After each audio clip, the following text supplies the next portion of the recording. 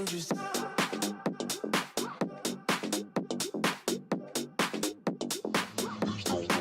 Get dangerous. Shameless. Facing. Shameless. Get dangerous. That's my.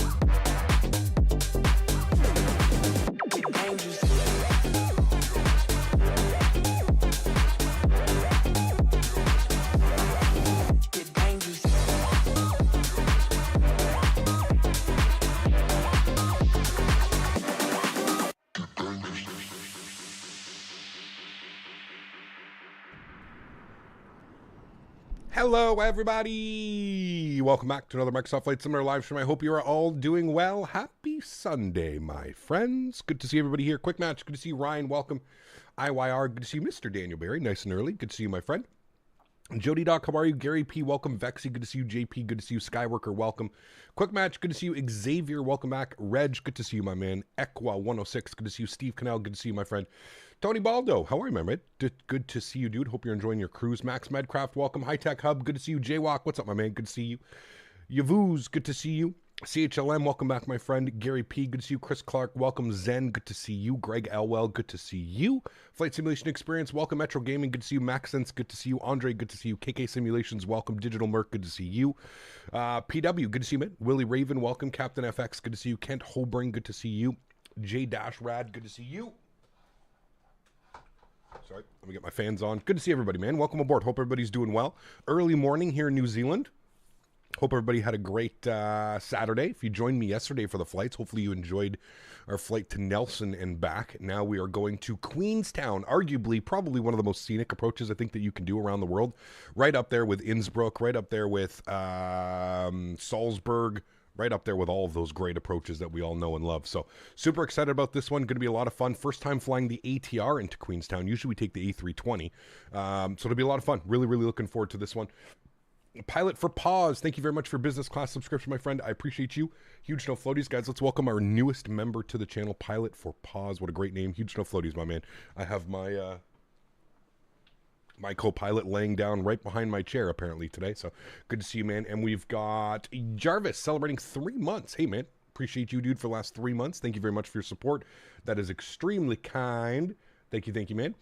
Says, good morning, Cap and chat. Good to see you, Jarvis. Thanks so much for your support, man. I appreciate you. And we've got, oh, those are muted. Sorry, I'll unmute those. And we've got Marco celebrating 16 months. Holy macaroni. Marco, huge no floaties to you, man. Thanks so much for your support as well. I appreciate you as always, my man. Thank you.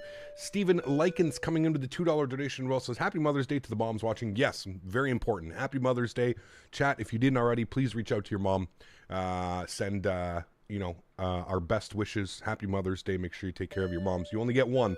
Only get one mom, right? So make sure you celebrate today with her.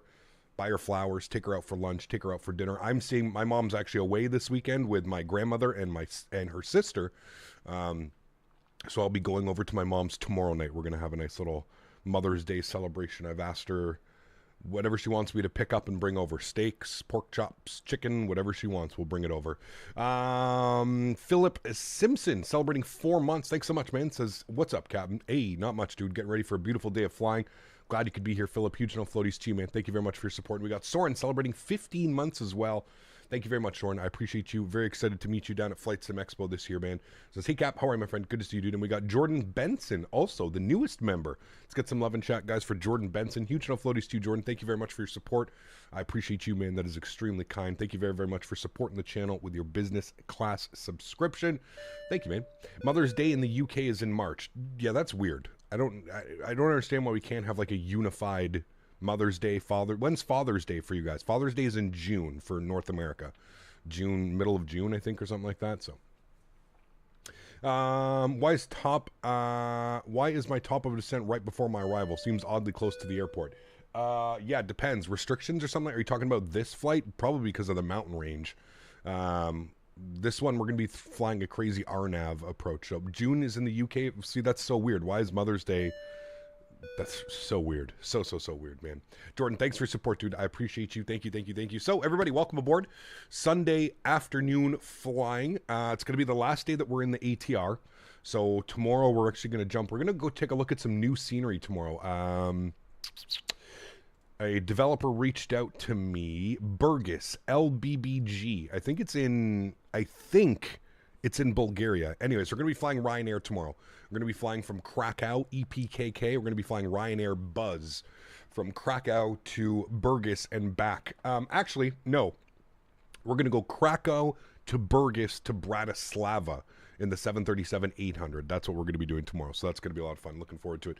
I'm doing well, OG. How are you, man? Good to see you, dude. Kai, what's up, man? Good to see you as well, man. Mother's Day today in Denmark. Okay, so it's so weird, man. So weird. Cap, are you going to slam her down in Queenstown? We'll see, man. We'll see. Hopefully get a nice smooth landing, under 200 feet per minute is usually what we're looking for, kind of like our Nelson approach type deal, So it should be a lot of fun. So, chat, without further ado, let's start boarding the airplane, shall we? Go to GSX. We've already got our sim brief okay, so we're going to request boarding. Good, beautiful. Let's jump inside the aircraft. Let's get this bad boy powered up, and we'll be ready to rock and roll into Queenstown today. I think we're looking at about an hour. Yeah, just shy of an hour. 55 minutes on the flight time there and back. So let's not waste any time. Let's get this bad boy programmed, ready to rock and roll. And we are flying into Queenstown. Super excited about this one. Yes, we want to board everybody. Good. All right, let's go ahead and get our battery switched to the on position. Bring the aircraft to life. Beautiful. I'm going to grab our external power, left side and right side. Beautiful. That's going to bring the aircraft to life. Going to get some brightness up on these guys. Hey, looking good. Cool. Back to the overhead. We can work on a few things here. We don't really need to do much. We can get our hydraulics on. Good. And we get our window heat on. Probe heats are going to stay off for now. Everything looks good there. We get our DC gens on. Fuel pumps are off. We'll get nav light on, logo light on. Arm emergency exits, and that's about it with the overhead. Beautiful. Cool. So we need to go pounds to kg. We need our little conversion rate monitor thing. So fuel for today's flight on the first leg, we are looking for 1885, which is going to be 4150. So we'll look for about 2,000 in each tank. 2,000 right about there. That's pretty dead on. That's going to be 41. Actually, that's 4050. We'll put a little bit more. Oop. There we go. That's close enough. That's actually perfect right there. Cool. And then we're looking for a tow weight today of 19,914, which is going to be 44,000. So we'll bring this all the way down until we reach 44,000. 44,000 is right about there. We'll call it that. 4415. Cool. Sweet. So it looks good. I'm happy with that. Now, somebody told me you could actually come down here. We'll go to the FMC tab. Go to the pause in it. We're going to grab our GPS position. We'll go sensor in it. We'll go to the return tab. We'll go to our weights. Now, somebody was saying you can just populate this and it'll populate. If you hold it, it'll populate it. Wow, it actually does. 18,167. Where is it getting these numbers from, though? Fuel on board, 1860. I guess it's grabbing all of those numbers. Okay, cool. So apparently you could just hold it, chat. If you hold it, it imports your numbers from in here. Who would have known? So there we go. Cool, sweet. All right, I'm happy with those. That looks good to me. We can go to return. and we can go to our flight plan in it, and we're going to go to route. Now, I don't have a company route. Somebody told me you can also do company routes, but you have to save it as, like, anyways, you have to do some weird stuff, so I'm not doing a company route today. I'll look into that for next time we fly this guy, but ANZ Air New Zealand, 647 Mike. 647 Mike. You know what I just realized? None of the flight information is up top. It's actually showing, so bear with me here for a sec. I got to work on the second PC. Oh, that's why Sim Toolkit Pro crashed. I was like, I'm pretty sure I had it open, but I guess there was an update and I just didn't realize. Okay. Continue, load flight, AT76.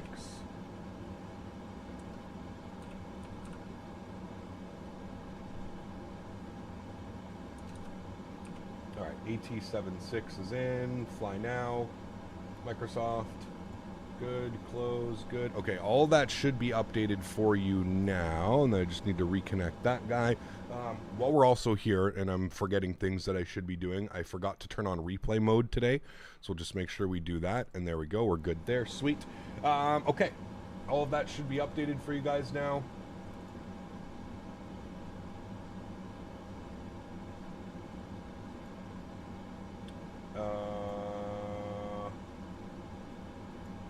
Progress. Refresh cache. There we go. Cool. Progress bar is up. Wonderful. Cool. So we're sitting on the ground here in Christchurch. So NZCH. And we're going over to NZQN for Queenstown. NZQN. Good. We'll throw that up into there. We'll give that a quick little second. There we go. We'll go ahead and execute that. Wonderful. From departing, they want us to depart out of runway 29. I mean, we can take runway 29. What's the weather doing here right now? Hold on, let's see. I know it said in the Phoenix you don't have to press the thumbprint button to open up the iPad. You can just hover the mouse over it. Oh, that's pretty cool. I did not know that either. NZCH. Let's see what the weather's here doing in Queenstown. Do I use any filters? I do not. No. Winds are 270 at 9. I mean, okay, I guess it makes sense. We're in an ATR, so we can take runway 29. So we'll take runway 29. We will be on the PALS 1 Romeo departure. There it is right there. I feel a sneeze. Excuse me. Good thing I got that quick mute right there. From PALS, we're going to go to Goopot. There you go. We'll go ahead and execute that. Beautiful. Go to our next page. From Goopot, we're jumping on an airway. So we'll go to Airways. We're going to Yankee 266. We're taking that to LRUV. Find that on our list. There's LRUV right there. Beautiful. And then from LRUV, we're jumping on our arrival. It wants us to land on runway 5. So we'll go to return. Return. Next. NZQN. Now, here's where we have to try and figure out what approach we want to do. So, RNP Zulu runway 5, which is what we want. So we're going to come down like that. This is just going to be an incredible approach, chat. It wants us to come in down like that. So we're going to take it from Ibabu. So we're going to be on the Elru 2 Alpha for the RNAV 5 Zulu, correct? RNAV 5 Zulu, yes. So RNAV 5 Zulu. On the Elru 2 Alpha, there it is, from Ibabu, and no transition, and we'll execute that. Wonderful. Cool. Let's hope that that's exactly what we need. We'll go and execute that. We'll have a look-see on route, but I'm pretty sure that is exactly what we want in our flight plan. Beautiful. Cool. That looks good. I'm happy with that. If we now go to our performance tab, transition altitude 13,000 feet here in New Zealand, so we'll plug that in. That all looks good to me. Perfinite cruise altitude, we're looking for 20,000 feet today, so we're going to go FL200. That should work. Yes, perfect. Good. And that's it. We're pretty much looking good for the FMC. Everything is set there. I think we're boarding now as well. I hear the passengers boarding. Are you guys boarding? Yes, there they are. They're walking out of the terminal now. Beautiful. Cool. All right, so they're boarding. That's all good. Is there like a dome light in here? There has to be a oh, yeah, it's right here. But no, hold on. There was another one. Ah, there we go. That's what. The min cab. There. Now I can actually see what we're doing. Okay. Wonderful. Cool. So that's all set up. I'm happy with that. Let's run through some checklists now, shall we, chat? So we're going to get all through here. We don't need any of this. That's fine. Yeah. That's fine. We don't need any of that. Thank you. Thank you. No problem. All right, final cockpit preparations. Good. Parking brake is set. Altimeters are set and checked. 1020 on all of them. Landing elevation set and checked. FMS comm and nav data. I'm just going to throw in 122.8 for Unicom. We'll make sure we're on there. Beautiful. Fuel quantity on board 1860 is set and correct. Engine fuel used reset. So we got to come down here. And we got to go to our perf tab, and then we can go to engine fuel reset. Good. You can see that that zeroes out the numbers here for fuel used. Good. Memo panel checked and set. Power management. We'll just toggle MCT back to takeoff. That is set. Wonderful. And then we have before propeller rotation. So that's about it. So we can work on our autopilot panel now. Again, chat, no ETC online. It's like 4 o'clock in the morning, real time in New Zealand, so I'm not expecting any ETC today. So we'll just go ahead and set up our autopilot panel. It's part of the next checklist, so we'll make sure that everything's done here. So we're going up to 20,000 feet today. We'll go ahead and throw that in here. Flight level 200, beautiful. Runway heading, we're departing on runway 27, so I'm going to sync up our heading bug here for 270. That will be nice.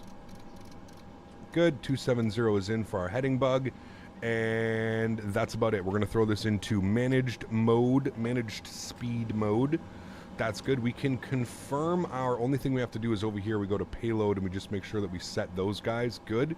And then from there, we can go ahead and make sure that this is pressed here. Confirm takeoff data. That is set as well. Beautiful. Cool. Sweet. All that's good. I'm happy with all of that. That looks great. Now we're just waiting for the aircraft to board. Looking good. Is this a sunrise arrival or a full night flight time? Sun is coming up. You can see that the sky is slowly turning that pinkish purple hue. The sun is rising, so by the time we get to Queenstown, we should have a sunrise. Guys, bear with me here for 2 seconds. I'm just going to finish my breakfast. It's sitting here right beside me. Give me literally 30 seconds, and I'm going to crush this. 2 seconds.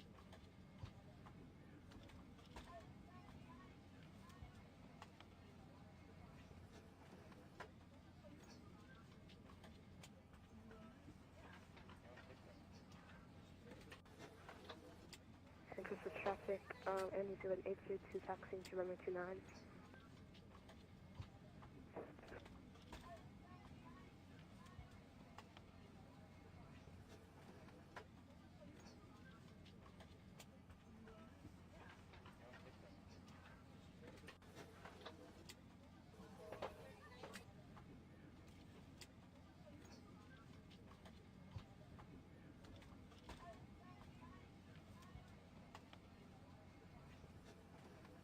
All right, cool.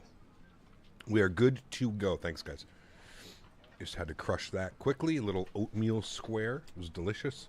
I think we're pretty much good to go. We're just waiting for the passengers to board. You can see them walking out of the terminal here. But other than that, we're pretty much good to go. We just have to wait for the baggage loaders to do their thing as well. So that Air New Zealand livery is so sexy. It is. It is beautiful, man. Do they have any all-black ATRs as well? Because I know they have the all-black livery on some of their Airbuses, but I don't know if they have it for this guy.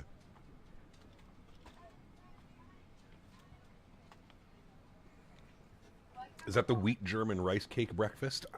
No, it was like an oatmeal square. Apple cinnamon oatmeal square. I don't know. It's part of my diet thing, dude.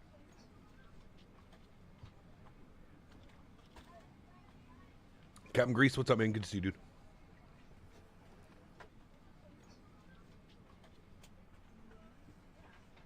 There's an all-black livery for all of their planes? Damn.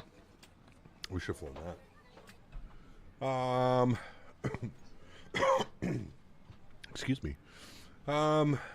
Short little taxi today, guys, right out here to runway 29, so that's very nice. No fog like yesterday, no crazy fog. You know they have a Harry Potter livery? That's pretty cool. The Air New Zealand livery is such a 10 out of 10. It is. It is. Yeah, they've... it's on my bucket list, man. I want to come to Australia. I want to come to New Zealand. The only time is kind of, one, how long it takes to get there from where I live. You're pretty much losing like 3 days just in travel. You know what I mean? So to go there, I feel like you'd have to end up staying for like, I don't know, 9 days, 10 days or something like that. That's my only thing with New Zealand. Maybe one day. Heard the Dash 7 is getting close to beta release. Yes, I heard about that as well. It just sucks that really nobody flies the Dash 7, Ken.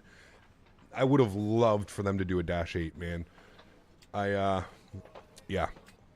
I was speaking with a friend the other day, and I was saying, you know, I don't mind that they're putting out the Dash 7. It's just that, like, you know, I feel like it's just going to be one of those airplanes where people fly it for like a week and then they're bored of it because there's no, like, you know, there's no flights going on. There's, you know, it's hard to replicate real world ops, or it's hard to, I know some people don't care about the real world ops, but like for somebody like myself, and, you know, the fact that I can't really do any real world ops, and if I do, it's ops that absolutely nobody's heard of, you know what I mean? So, yeah.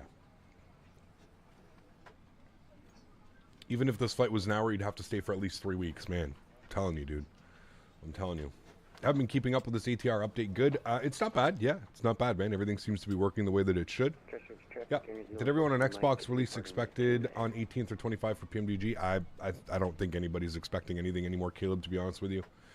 When is the PMDG 737 coming to Xbox? I have no clue, man. Yeah, no clue, guys. Quick question, Cap. Do you still have to go to the main menu to reset the plane after each leg? I find that the power management bugs out and does not go back to takeoff. Yes, you do, Operator Dirt. Yeah.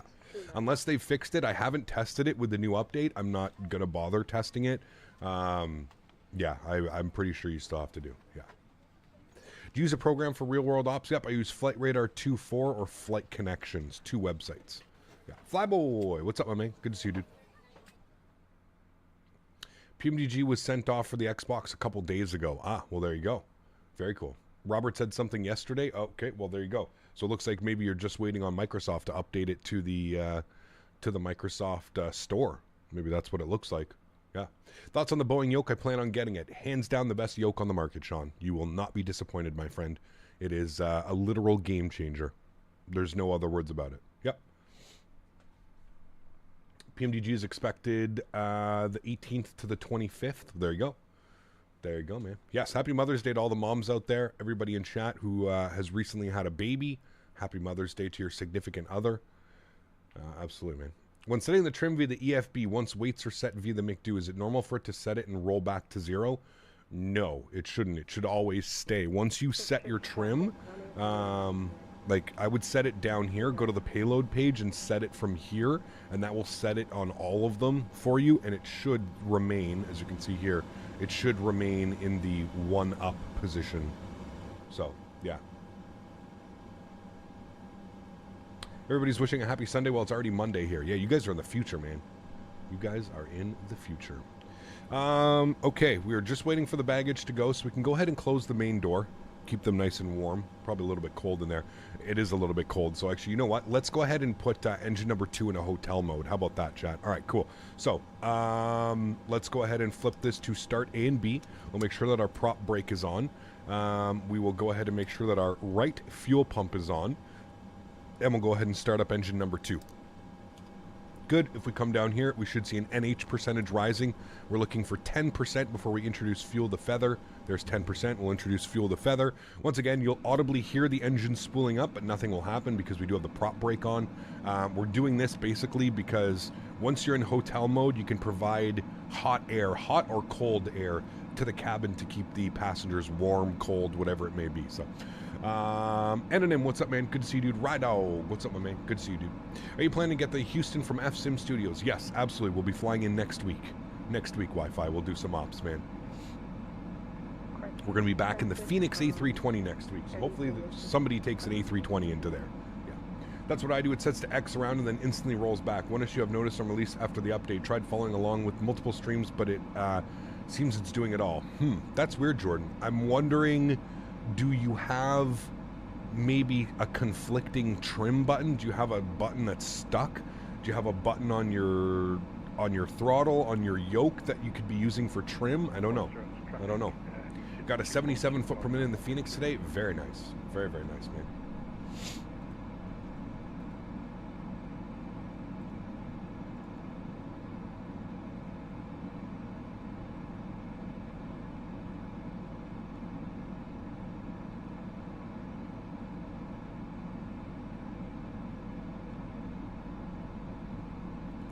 Excited for the Aerosoft 330? Yes. Are we in the ATR tomorrow? No. We're back in the 737. We're flying Ryanair Buzz tomorrow. Yeah.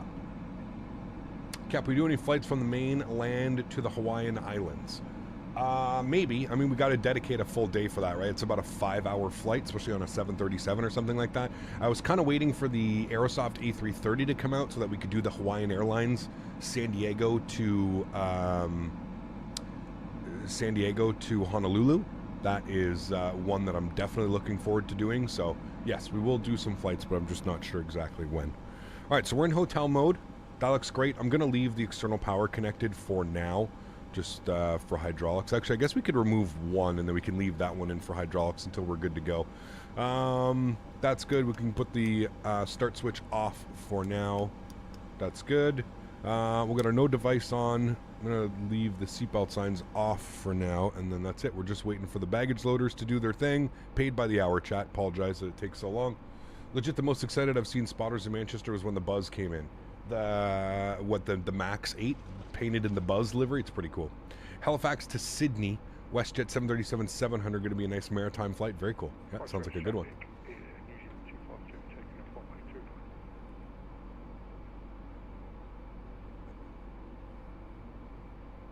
Intercepted a mountain instead of an ILS. Guess I should have briefed the approach planes a little bit better. Steve, uh-oh. Hey, man, we've all been there. We've all been there, man. We have all been there, my amigo. Hello, Kalahari. What month the 330 is coming out? I have no clue, Captain Dan. No clue, man. I wish I knew that type of information for you guys. Unfortunately, I do not, man. Is GSX worth it for business jets? No. I would say probably not. No. Unless you want to pay $50 to board your three passengers. No, I would say it's probably only worth it if you're doing cargo or if you're doing commercial ops. Yeah.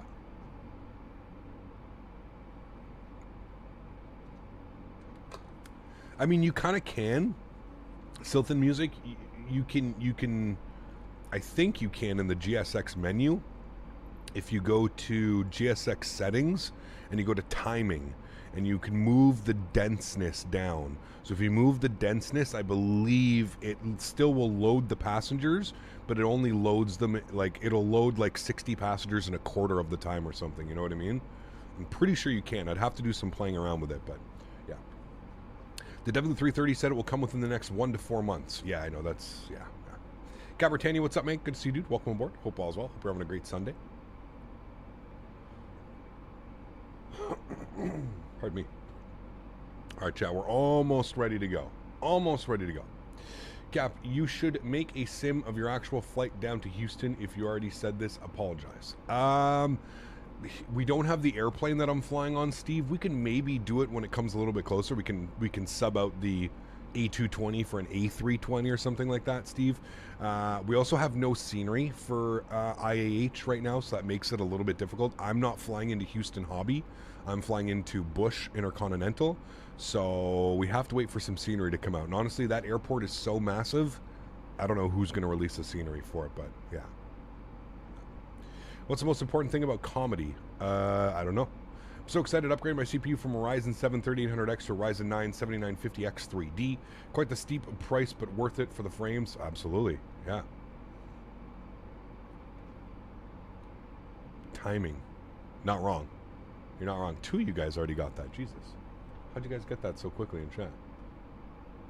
Holy. All right, last 2 bags are getting boarded up. Here we go, chat. Almost ready to go. Why are the lights flickering on the right at the top? Up here? Those are airplanes that just departed. There was one up here and there's one here. There was, I think, 3 people departing before us. Yeah. You got me absolutely messed if you think I'm paying $160 for 4 regional jets. Which ones are you talking about? Yeah. How's the FPS in the ATR compared to the PMDG 7.3? And do you recommend getting it in its current state? FPS is perfectly fine. No issues there. Would I recommend it in its current state? Yep. I would say it's good enough for prime time. Yeah. I would believe so. Johan, thanks so much, man. Oh, the X-Craft E-Jets? That's how much they want? $160 for what? What do you get? The 175 and the 195? I don't understand. What do you get with that?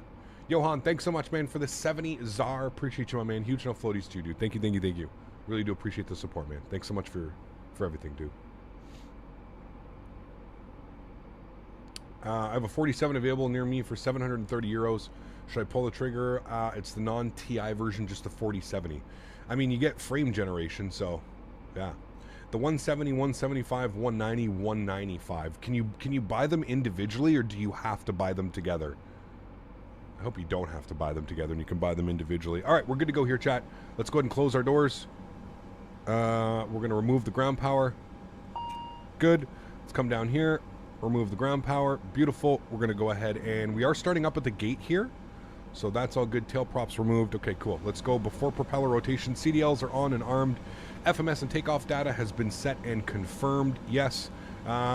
Trim is set on all three. Tail prop is on board. Doors are closed. Seatbelt signs are on. Beacon light is on. Good. We come outside. You can see the beacon. Wonderful. Cool. Sweet. Checklist complete. And then we're going to have our after takeoff. Sorry, our before taxi checklist will be next. Good. All right, let's go ahead and head upstairs. Start switch A. Fuel pump left side. And we'll go ahead and start engine number 1. Good. Looking for NH of 10% before we go feather fuel. There it is. Feathered fuel. Beautiful. Wonderful. And we can come out here and we can actually watch it spinning up. God, the FPS at this airport is just absolutely atrocious. SimFanatic, thanks for your support again, man. Gifting another membership to the channel. Huge no floaties to you, man. Thank you very, very much for your support. MK, that's not politically correct. Don't come into my chat and say that type of shit, dude. Go somewhere else with that. That's not okay, man. Get out of here. SimFanatic, thank you very much for your support, man. I really do appreciate you, dude. Huge no floaties. Thank you, thank you, thank you. And Jill, make sure that you say thank you to SimFanatic for gifting you a wonderful membership to the channel. Thanks so much, man. There's an interesting video that shows the AMD CPU can melt your motherboard. Yeah, the Asus motherboards are having issues right now. Having big time issues with the new AM5 socket from AMD. Okay, sweet. That looks good. We've got 2 good engines. That can go back to there. We can remove the prop brake. Good. Let's go ahead and FWS recycled. Good. Cockpit comm hatch closed. Climb levers 1 and 2 up to auto. There we go. 1 and 2 up to auto. Anti-icing as required. We shouldn't need it. There's no clouds. 8 degrees outside. Looking good. We need the true on. Waiting for those engines to spool up. $80 USD individually, same as a Q4 XP. If you're going to fly them all, honestly worth it. For 2 planes separate, it costs more than all 4. Yeah, that's some odd pricing, man. That's a lot of money, dude. I mean, if you're factoring that that's USD, that's over 200 Canadian dollars for the pack. Holy shit, that's. Listen, dude, I understand that, like, you know, a lot of work goes into these airplanes, but how do you justify prices like that when you have this simulator? Anyways, we're not going to get into it, but yeah, wow, okay. Pitot heat is on. Wonderful. True is on. Anti-skid test performed. Good. Flaps. 15 degrees. Nose wheel steering is on. Before takeoff checklist. Sorry, before taxi checklist complete. Next, we're going to have our taxi checklist. Taxi and takeoff lights on. Brakes. We'll check that real quick. Park brake comes off. We should lurch forward. Oh, yeah, you got to remove those, and then that usually helps. There we go. We're slowly lurching forward. Good. Brakes work. FGCP, we've already set that, so that's all good. We know that in our takeoff config test. Need to lift this. Push the button. Don't hear an alarm. Takeoff config test checked and good. And then our before takeoff checklist will be next. Cool. Release the brakes. Turn ourselves to the right. Who do we got? CHLM with a gifted membership. Thanks so much, man. Appreciate you, dude. Huge no floaties. Thank you, thank you, thank you. That is extremely kind. I really do appreciate that, man. Thanks so much. And then we've got CHLM with another gifted membership. Holy macaroni. Guys, if you got a gifted membership from CHLM, please make sure you say thank you in chat. That's extremely kind. Thanks so much, CHLM. I appreciate you, man. Thank you, thank you, thank you, dude. All right, we're going to start our before takeoff checklist now. So we're going to remove gust lock. We've got cabin notified. They're all set and seated down there. They're looking good. I'm going to go to ND. I'm going to flip you. That's what I want there. Beautiful. Hey man, when I load up Microsoft Flight Simulator, the world map doesn't render and I can't visually see the airports. And when I try and spawn on them, it doesn't spawn me on them. Is this a network issue? Jeez, I have no clue, dude. I've never heard of that one. Every time you do it, Paper, it's doing that? I almost say that it might be time for a fresh install. An uninstall and a reinstall, man. OG, 5 months. Thanks, dude. Appreciate you, man. This is cheers to 5 months. Hey, dude. Thank you very much for your support, my man. Appreciate you, dude. Thank you, thank you, thank you. Yeah, that's weird, Paper. I would almost say that, yeah. Why is the FPS low? It's the airport, man. It's atrocious. I don't know what's going on. NZ Simulations is usually impeccable with their scenery. This airport is, wow, terrible. Terrible on FPS. Like, I rarely use the word terrible. It's terrible. Yeah. Gust lock is good. Flight controls, free and checked. Good. Oops, wrong button. Thank you. Transponder on. Squawking 2000. On. Good. Boost function, good. Airflow as required, good. Cabin crew advised, engine bleeds as required. External lights are all on. Lateral left bar, rudder cam, good. Before takeoff checklist complete. Next is our after takeoff checklist. Wonderful. Let's go and line ourselves up here. Christchurch traffic, Air New Zealand, 647 Mike departing runway 29, Christchurch. Departure store music on standby. Thanks so much again, OG. Appreciate you, man, for 5 months. Thank you, thank you, thank you, dude. Try deleting your rolling cache. Could be it, but if he's not getting any options in the menu, I don't know, man. I don't know.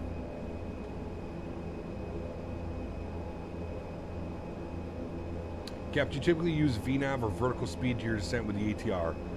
Initially, vertical speed, and then I switched to VNAV once the VNAV has caught itself up. Yeah, pretty much. All right, cool. Let's go ahead and arm heading, nav, IAS. Good. We're all set. We're looking great. You guys ready to go? Let's do it. Joystick cam is going on. Sounds are going up. Let's do this, my friends. Throttles.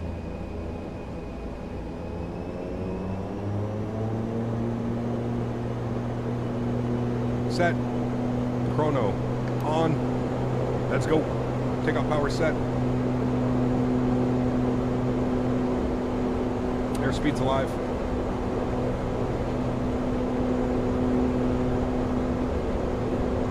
Knots.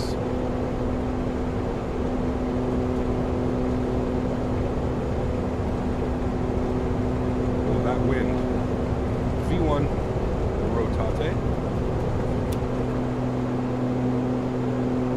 Positive rate. Gears going up.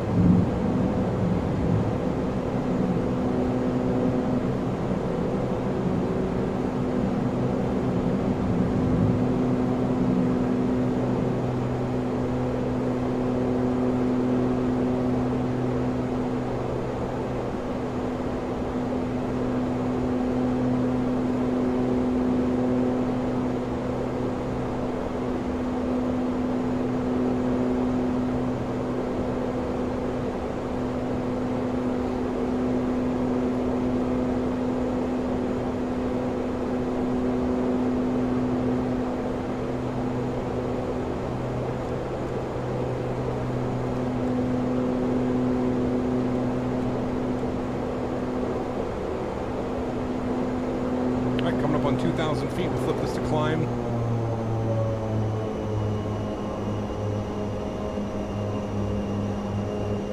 Climb is in.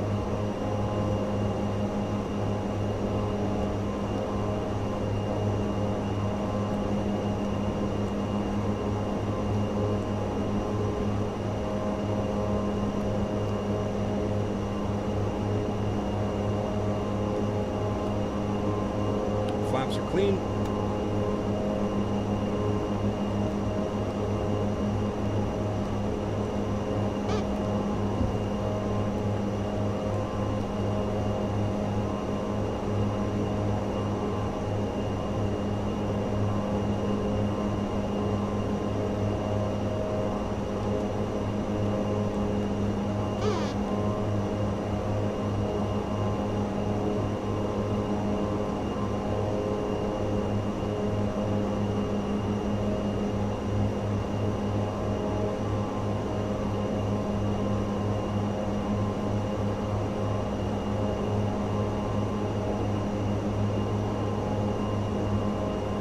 Alrighty, autopilot, yaw damper going on. Beautiful. Back up into the flight deck. Sounds can come down just a little bit. Hey. Nice departure, chat. Looking real good. Cool. After takeoff checklist. Landing gear is up. Flaps are clean. Power management is climbed and checked. Engine bleeds are on. Taxi and takeoff lights are out, as well as our wing lights. And altimeters, we'll just wait for that. 13,000 feet on the altimeters. If I give you this view, I mean, the sun was just cracking the horizon as we were departing. Beautiful.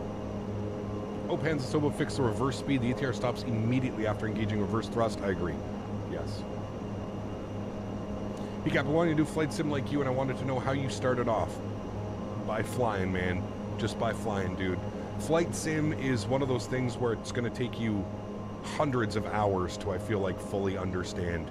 It's not one of those things that you're just going to get like after a weekend of maybe you're a genius, maybe it will, but for me it wasn't. For me it was, yeah. Queenstown's going to be beautiful. Ah, dude, it's going to be incredible. It's going to be incredible. Hey, God, love the ATR. Scoop D, good to see you, man. So do I. A lot of fun. How high are you going? Super high, dude. 20,000 feet. Am I using real time? No. It's like 4 in the morning in New Zealand. Just past 4 in the morning. Almost 5 a.m. Should I use Toga on an A320 out of Innsbruck? Yes, most likely. Or like a flex of like 25 or 30. How do you control the trim? I have a trim button on my yoke. Yeah. Just like most modern airplanes, this little trim right here, that's your trim wheel. That's what I have modeled on mine as well. Yeah.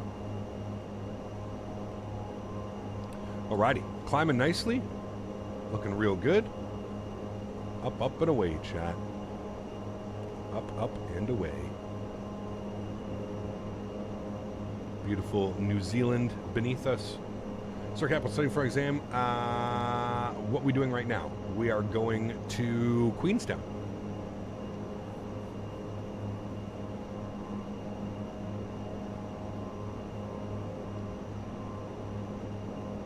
Scott, what's up, man? Good to see you, dude. Hey, Cap, what's the difference between GSX and GSX Pro? Heard me. That's a good question. I don't know. I didn't know there was a difference.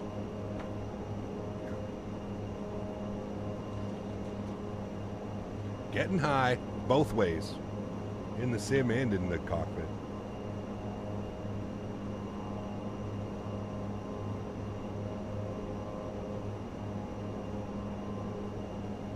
I learned how to fly at 737 the basic way in 4 to 5 days. Still haven't mastered it, but I'll still be simming for 6 months now. Yep. Takes time, man. Takes a lot of time if you want to do it right. It takes a lot of time, you know? Alrighty. I'm glad to see that they fixed the climb performance at least. Like, the thing actually climbs now. Like, it's not, you know, it doesn't mess about. One of my biggest issues was before the update was the airplane just, like, would not climb, you know? It would take you ages to get up to a decent level. Flaps 2? What do you mean by flaps 2? Do I have the flaps modeled? Flaps are on my joystick, or on my throttle. Yeah. You got stop by to wish your mom and all the folks watching a happy Mother's Day. For the mom, have a fun flight. Same to you, Atto. Thanks for stopping by, my man. I hope you're having a great day, dude. Is this real time? No. Slightly advanced. Yeah, what are your thoughts on TCA Captain's Pact? Just ordered it. I needed an upgrade. Beautiful, man. Yeah. The Airbus pack is absolutely fantastic. We're going to be flying with that next week. Next week, we're going to dust off the Phoenix A320. Been over a month, man, since we've flown the Phoenix, which is crazy to think. So next week, we'll be in the Phoenix. Really excited for that. Currently updating your nav data. You love waiting 30 minutes to update your nav data? Oh, jeez, man. Mine takes literally 30 seconds. And I could do it for like the PMDG, the Phoenix, and the simulator in probably 30 seconds. In the 310, during the ILS approach, do you have to push both L and VL buttons or just land? Just land. Yeah, as long as you've got your ILS frequency and your course selected. Yeah, GSX is for P3D. Ah, there you go.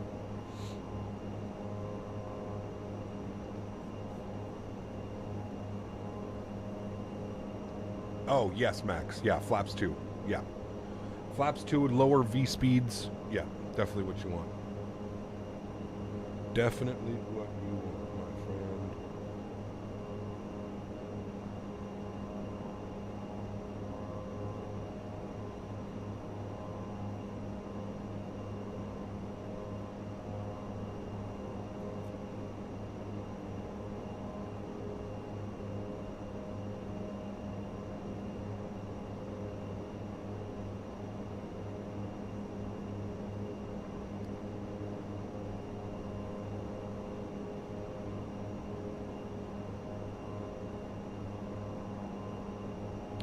I don't know, X11, Rotate MD11, GNS 430, IXCG 737, and SimToolkit Pro. That's all I have to update each time. Oh, you're using for the X-Plane. Yes, okay, the X-Plane takes a lot of time. Because the X-Plane, like, uninstalls it, reinstalls it, verifies the files. Yeah, sorry, Vexy. I didn't know you were using it for X-Plane. Yeah, the X-Plane updating is, yeah. Most of the ATR routes fly around 16,000 feet. This one was at 20,000 when I was checking. Yeah, this one they actually went up to 18,000. 18,000, then they did a big hold pattern. So 20,000 is fine.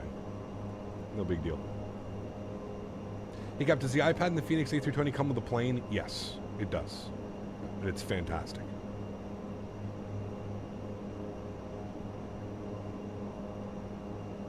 Hey, Cap, FT Sim released a sound pack for the ATR. Really adds much to the ATR rumble of the engines.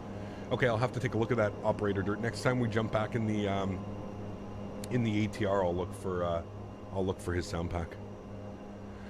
I will. Why do we never have turbulence on the streams anymore? What do you mean by turbulence? We still get rocked around and windy, but having the streams in a bit. Do you ever hear back from Navigraph email, the 3-year delayed one? No. So Steven, I'm going to reach out to them when I'm at the expo. They're going to be at the expo. They're going to have a booth at the expo. So I'll see them at the expo, and I feel like it's a story that's probably better in person. It'll probably make a little bit more sense in person. We are coming up to transition altitude, 13,000 feet, so we're going to be able to set our standard barrow here in a minute.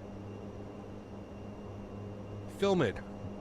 Cap, are you still considering to buy an AMD CPU? Yes, just waiting for some of the issues to be sorted. I probably wanted to do it towards the end of summer, maybe into fall. That way we'll have a little bit of a better picture on the 5000 series as well when they plan on dropping those. So 299 set that.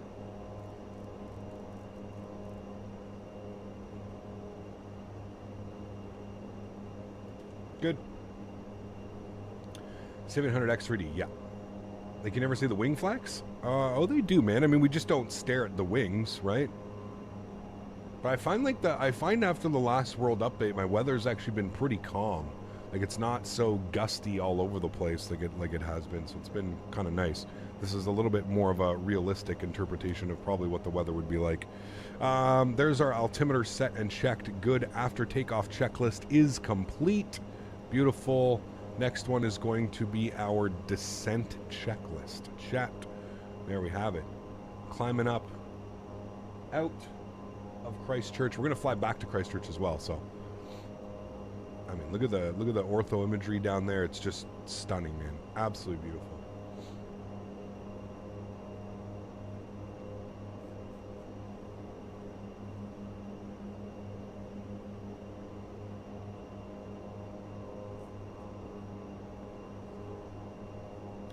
$5,000 series is supposed to come out next year, isn't it? Yeah, I think early next year, so yeah. Does the ATR fly into Wellington? I don't think so, but I'm not sure, Diego. They probably do. I just don't know from where.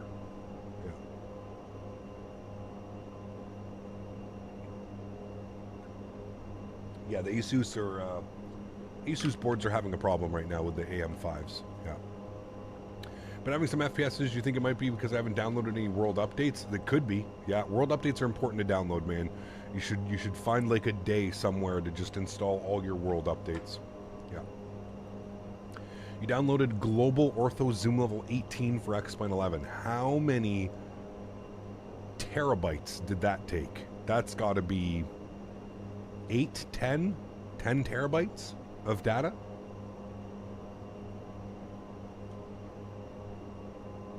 Will you do any Middle East flights? Yeah, we will, man, for sure. We flew into Cairo not that long ago.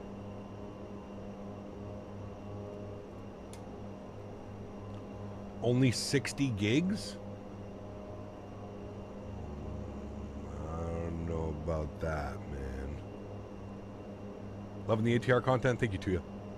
I've flown Hamilton, Wellington on the ATR. Ah, well, there you go. So there you go. They do then.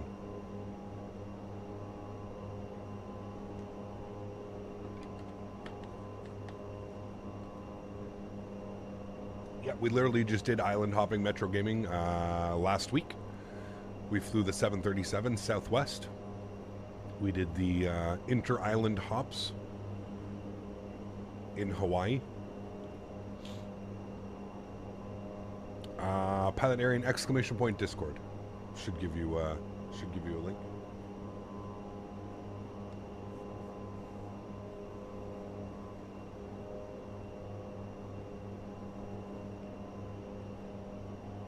Kevin, what's up, man? Good to see you, dude. Hope all is well.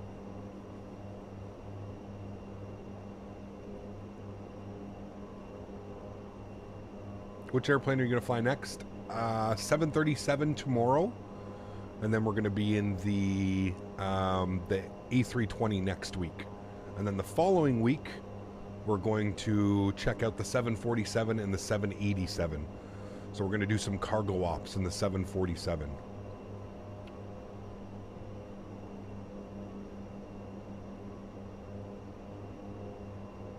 Like, I'm told new question, but will going from a 2070 to a 4080 improve the FPS?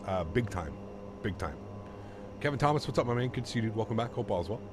What do you think about Microsoft Flight Simulator airplane physics? I don't fly in the real world, and I'm sitting at my desk on a $500 joystick, so physics is completely out the window.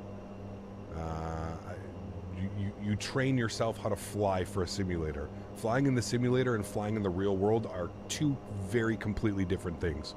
So you train yourself to fly in the real world just like you would train yourself to fly in a simulator. They're very different experiences, very different handling, very different characteristics. So yeah, 747 was long ago on this channel. It was, because it tried to kill us. You remember the last time we flew the Salty Sim 7.4? We lost all 4 engines, and we had to find some airport in Germany. Where did we land? I can't even remember, dude. I fly to so many places. We found an airport. Literally looking out of our window, we found an airport. We lost all 4 engines. We circled the airport till we lost a bunch of altitude, and then we landed it somehow. It was pretty crazy. It was Hamburg, but it was the Finkwälder, I think. And before that, it was the SSG. Ugh. What a terrible company, dude. They gotta be the worst for X-Plane, man. They really have to be the worst. SSG. Super shitty simulation group.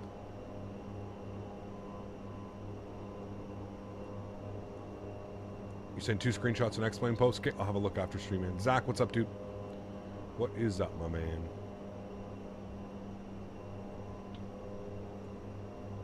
SSG, what a fucking meme, dude. What a meme. Do you guys remember when they tried to give us the V2 version of their airplane and charge everybody $50? You guys remember that? V2 of their airplane. Still some of the worst textures I've ever seen in my life. The worst FMC. The worst LNAV, VNAV logic imaginable in a payware airplane. And then the fuselage. Do you guys remember that? You could go outside the airplane. You could literally see where they merged the version 2 of their airplane, which they basically just did the front of the fuselage where the cockpit is, and then they fused it together with the old model, and you could literally see, like on the paint, like you could literally see right here where they fused the V2 of the airplane and then left everything the rest and had their hands out for $50. You guys remember that? They banned me. They got me banned off the X-Plane forums. Man, holy shit. Now I'm thinking about all of this was like the slow start to the nail in the coffin for me in X-Plane, if you really think about it. Remember they got me banned? They got me banned for the, off the X-Plane forums? Fucking idiots. Oh my god, dude. I wasn't even rude. I was just, like, I literally went into the forums and I was like, okay, guys, listen. I was like, I know that this is a super niche hobby and stuff like that, and I understand that you guys deserve to be paid, but as a consumer and a customer, what am I paying for? What exactly am I getting? Because this is not a V2. And I told them straight up, I was like, if you guys need funding for your next project, which I know that this is, you guys did half-ass amount of work on this, and then you're calling this a V2, everybody upgrades and pays you $50, and then that funds your next project. Why don't you just come clean with the community and say that you need funding for your next project? Why would basically disrespecting the entire flight sim community by offering this total garbage that nobody should have to pay for? And they said that I was, they they ran and told the X-Plane forum moderators that I was personally attacking them as a company and that I was using my YouTube platform to garner more hate towards them. Bunch of fucking clowns, man, over there. Got to be the worst development group I've ever seen in my entire life. Hands down. I legitimately think that they're worse than Captain Sim. At least Captain Sim doesn't bullshit and beat around the bush, you know what I mean? These guys, SSG, are literally straight bullshit. Like, everything that comes out of their mouth is just bullshit. Wish that Felix put the 74200 in Microsoft. I wish Felix did the 747-400. That's what I wish. As much as I love the 747, the 200 is pretty archaic, man. And when you're flying it by yourself, it's a lot of work, man, between doing the engineer panel, first officer, captain, flying the airplane, doing everything that you have to do. I really wish he made a 400 as well, man.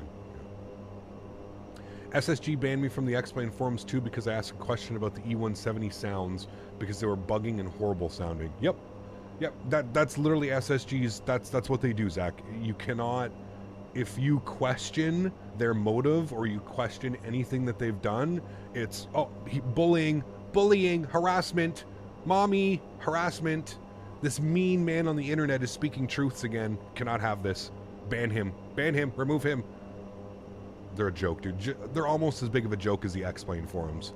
I hope, is the X-Plane store still a thing? That's like one thing that I wish the whole thing crashed and burned, dude. The X-Plane store and the X-Plane forums. It's the most convoluted bunch of you-know-whats it's insane, dude. It's insane, man. It's unbelievable. How can you have, right? How is this not a conflict of interest? You have the same people that run the X-Plane store, so where you buy all of your add-ons. They're the same guys policing, running around, banning, removing comments on the X-Plane forum. You can't have a freedom of speech. You can't speak honestly about a product because then they'll just remove they'll remove your comment. So everything is all sunshine and rainbows over on the X-Plane forums. We have all this bullshit airplanes pushing out and stuff, but it's all, the only posts that you see on the forums are, wow, this airplane is great. Wow, what a step up from V1. Like, dude, it's crazy, man. It's crazy. Absolutely crazy. I never understood how they didn't think that was a conflict of interest. That has to be like the biggest conflict of interest. The same people running the store, the same people moderating the forums. Wait, what? How is that? How is that possible? It's unreal, man. Just looking at some indica strains. I'm smoking some indica right now. Smoking some Power Sherbert. Pretty good, actually. Pretty strong. 88.4% in a cart. Power Sherb. Hey Cap, I'm flying the Flywire 320 now, and what is another not too expensive payware plane where you can learn a lot? So in-depth, good plane. There's a lot. Really depends what you want to look for. You're looking for a turboprop, you're looking for another jet, PMDG 737, Phoenix A320. It's a bunch of great airplanes, man. Really depends. SSG banned me. Yeah, they got me banned from the forums. So I'm not allowed to post in the SSG X-Plane forums. So, you know, like X-Plane forums, xplane.com or xplaneforums.com, whatever the hell it is. I'm not allowed to post in the SSG group by simply asking what we were paying for. I wasn't rude. I read the message. This was years ago. I read the message on chat and I showed everybody what I said. I was not rude at all. I was simply asking where a $50 price increase was warranted in the airplane, right? That was basically what I was asking for. I said everything that the community wanted changed was not changed. We don't have new sounds. We don't have new cockpit. We don't have new cockpit textures. We didn't have any. Basically, the entire list that the community, SSG came forward, just like a lot of other developers. SSG came forward and said, what would you like changed if we were to do a V2 of this airplane? The community listed off all these things that they wanted changed if they were to do a V2. Not one of those things was touched on the list of what we wanted, what the community wanted. So I basically was just asking. I was like, what, you know, why was, you know, why this $50 price tag if none of the major concerns and issues were addressed that the community wanted addressed. And it was, yeah, it was just craziness, man. And you know what's crazy? My comment, one comment of the day on the forums with over like 150 upvotes and stuff like that. Crazy, man. Crazy. And then they just basically called the moderator staff, and I remember getting a DM from the DM from the head moderator on the X-Plane forums, and he's just like, I've removed all your comments as I feel that this is a personal attack and you're using your YouTube channel against them. And I remember responding to him, and I was like, okay, well, I was like, I don't understand how you came to that conclusion. Like, I was extremely polite about it, and I was like, if you sit here for a second and you tell me that this is the type of the airplanes that you deserve, then it's crazy, you know? Just because you're a member on the channel doesn't mean that you cannot get. Mr. BSS would humiliate people seeking further clarification. He has the most awful and archaic install too. Thought way too great of himself. Who, the BSS? Yeah, I don't know what happened to him, man.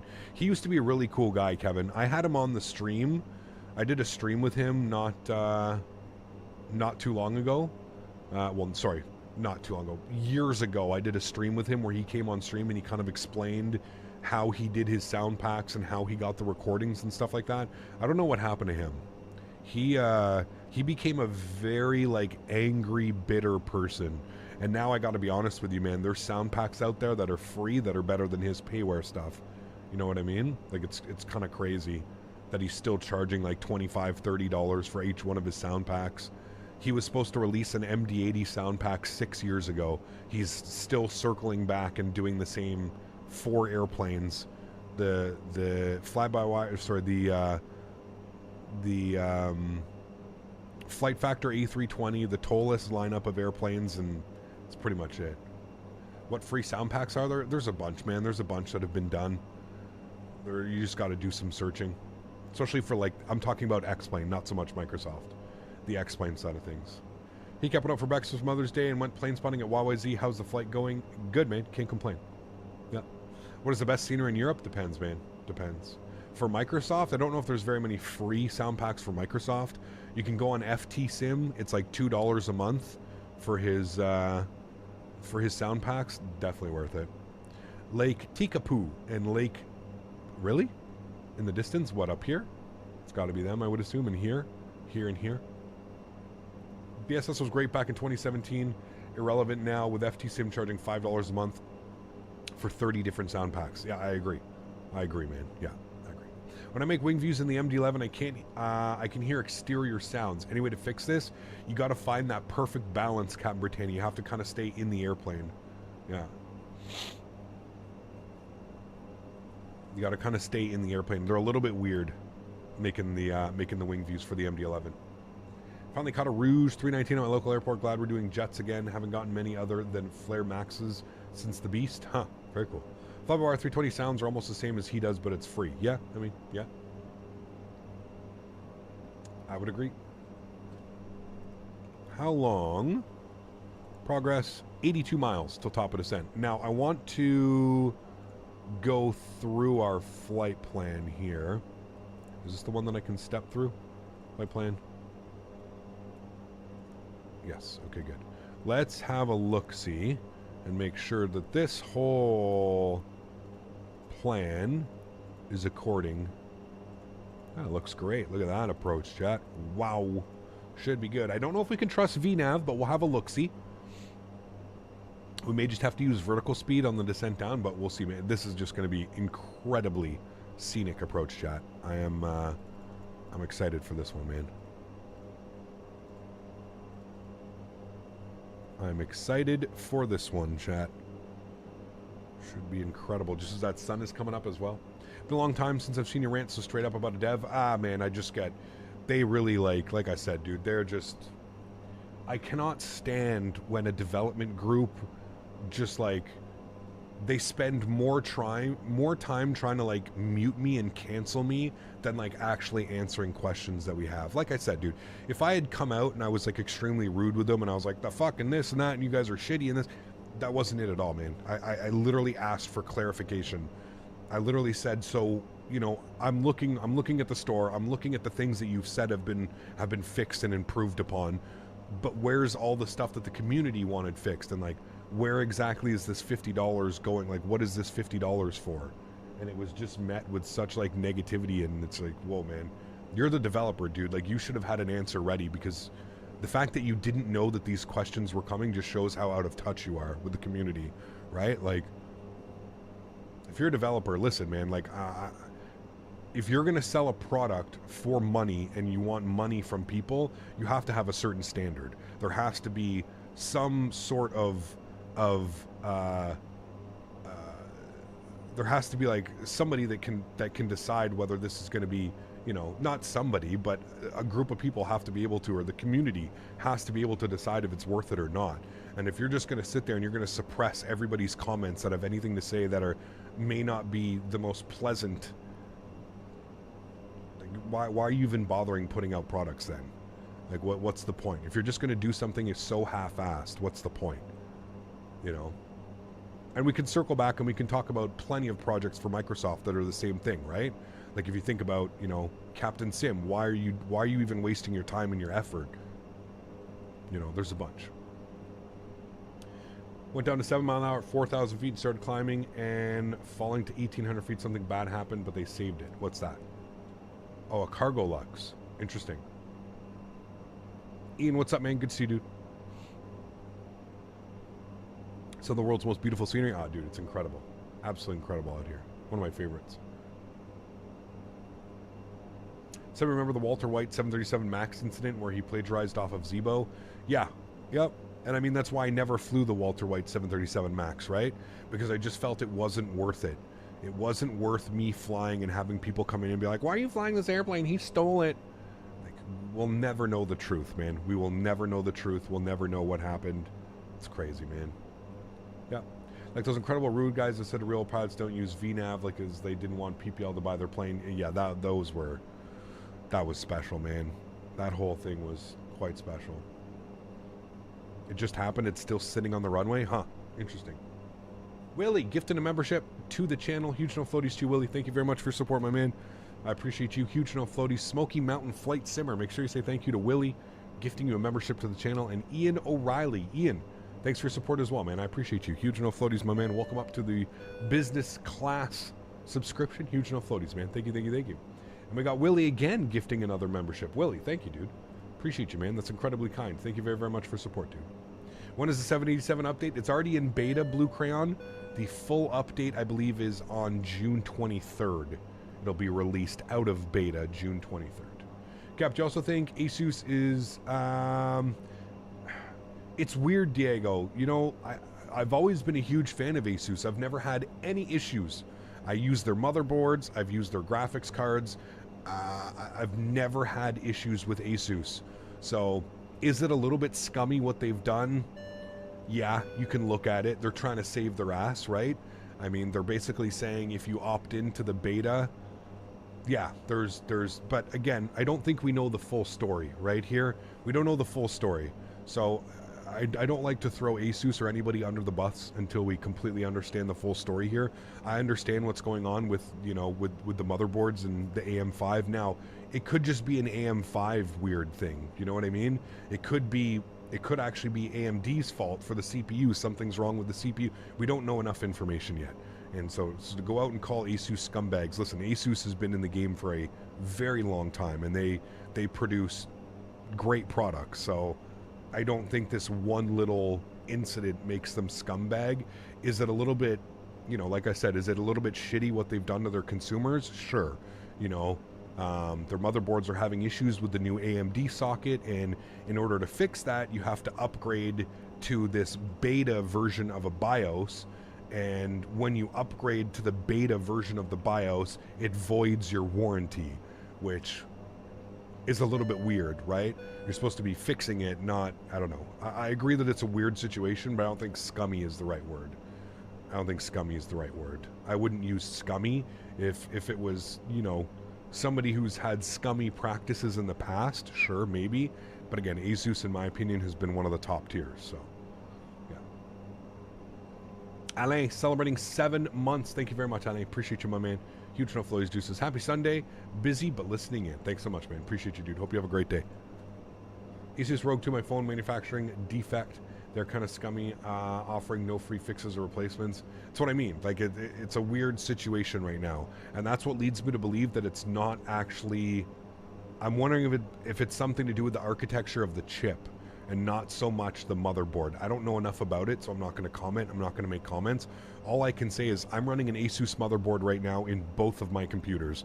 I've never had any issues. I've run Asus power supplies, never had any issues. I have an Asus GPU in my stream PC. No issues. So, I don't know, man. I don't know. I feel scummy is a really strong word. Maybe if I knew more about what's going on, but yeah. You ever heard of iBuyPower? Yeah, of course. Yeah.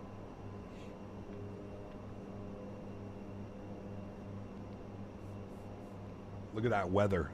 Beautiful weather in Queenstown right now. Absolutely fantastic. J2 Cents have a talk about it. He's pissed. I mean, yeah. What field do I work in? I'm a full-time content creator here on YouTube. Previously, I went to school for welding. So I am a trained welder. Special metals welder. How long until top of descent? Not that long now. 14 minutes. 48 miles. What did Asus do? I don't want to get into it. They're having problems with the AMD chipset. I really don't care about it, to be honest with you. Just Google it and you'll see what's going on.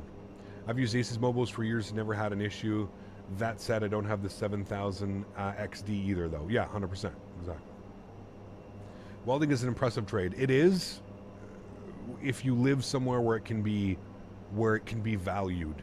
Unfortunately, I live in a city where it's not a valued commodity. There's not a lot of businesses here. There's not a lot of industry here in Ottawa. Ottawa is very much, where I live, is very much like a government town, a very much 9 to 5, sit in an office building downtown type of town. We have over 1 million, I think, 350, close to between 350 and 500,000 of our residents work like government or government related type of jobs. So, yeah, it's, now, if I had moved, if I had gone somewhere else, sure, I probably could have made a killing, could have made tons of money doing it. But, yeah. Where is nose wheel steering? Right here. Nose wheel steering. You have to flip the switch and then off, and then if you close the switch, it goes back on.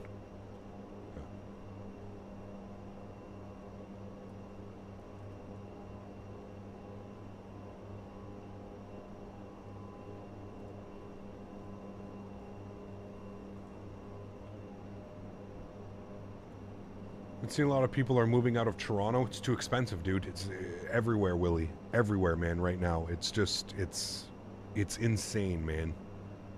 It's, I truly think the Canadian economy is hanging on by a string at this point. I really mean that. Yeah.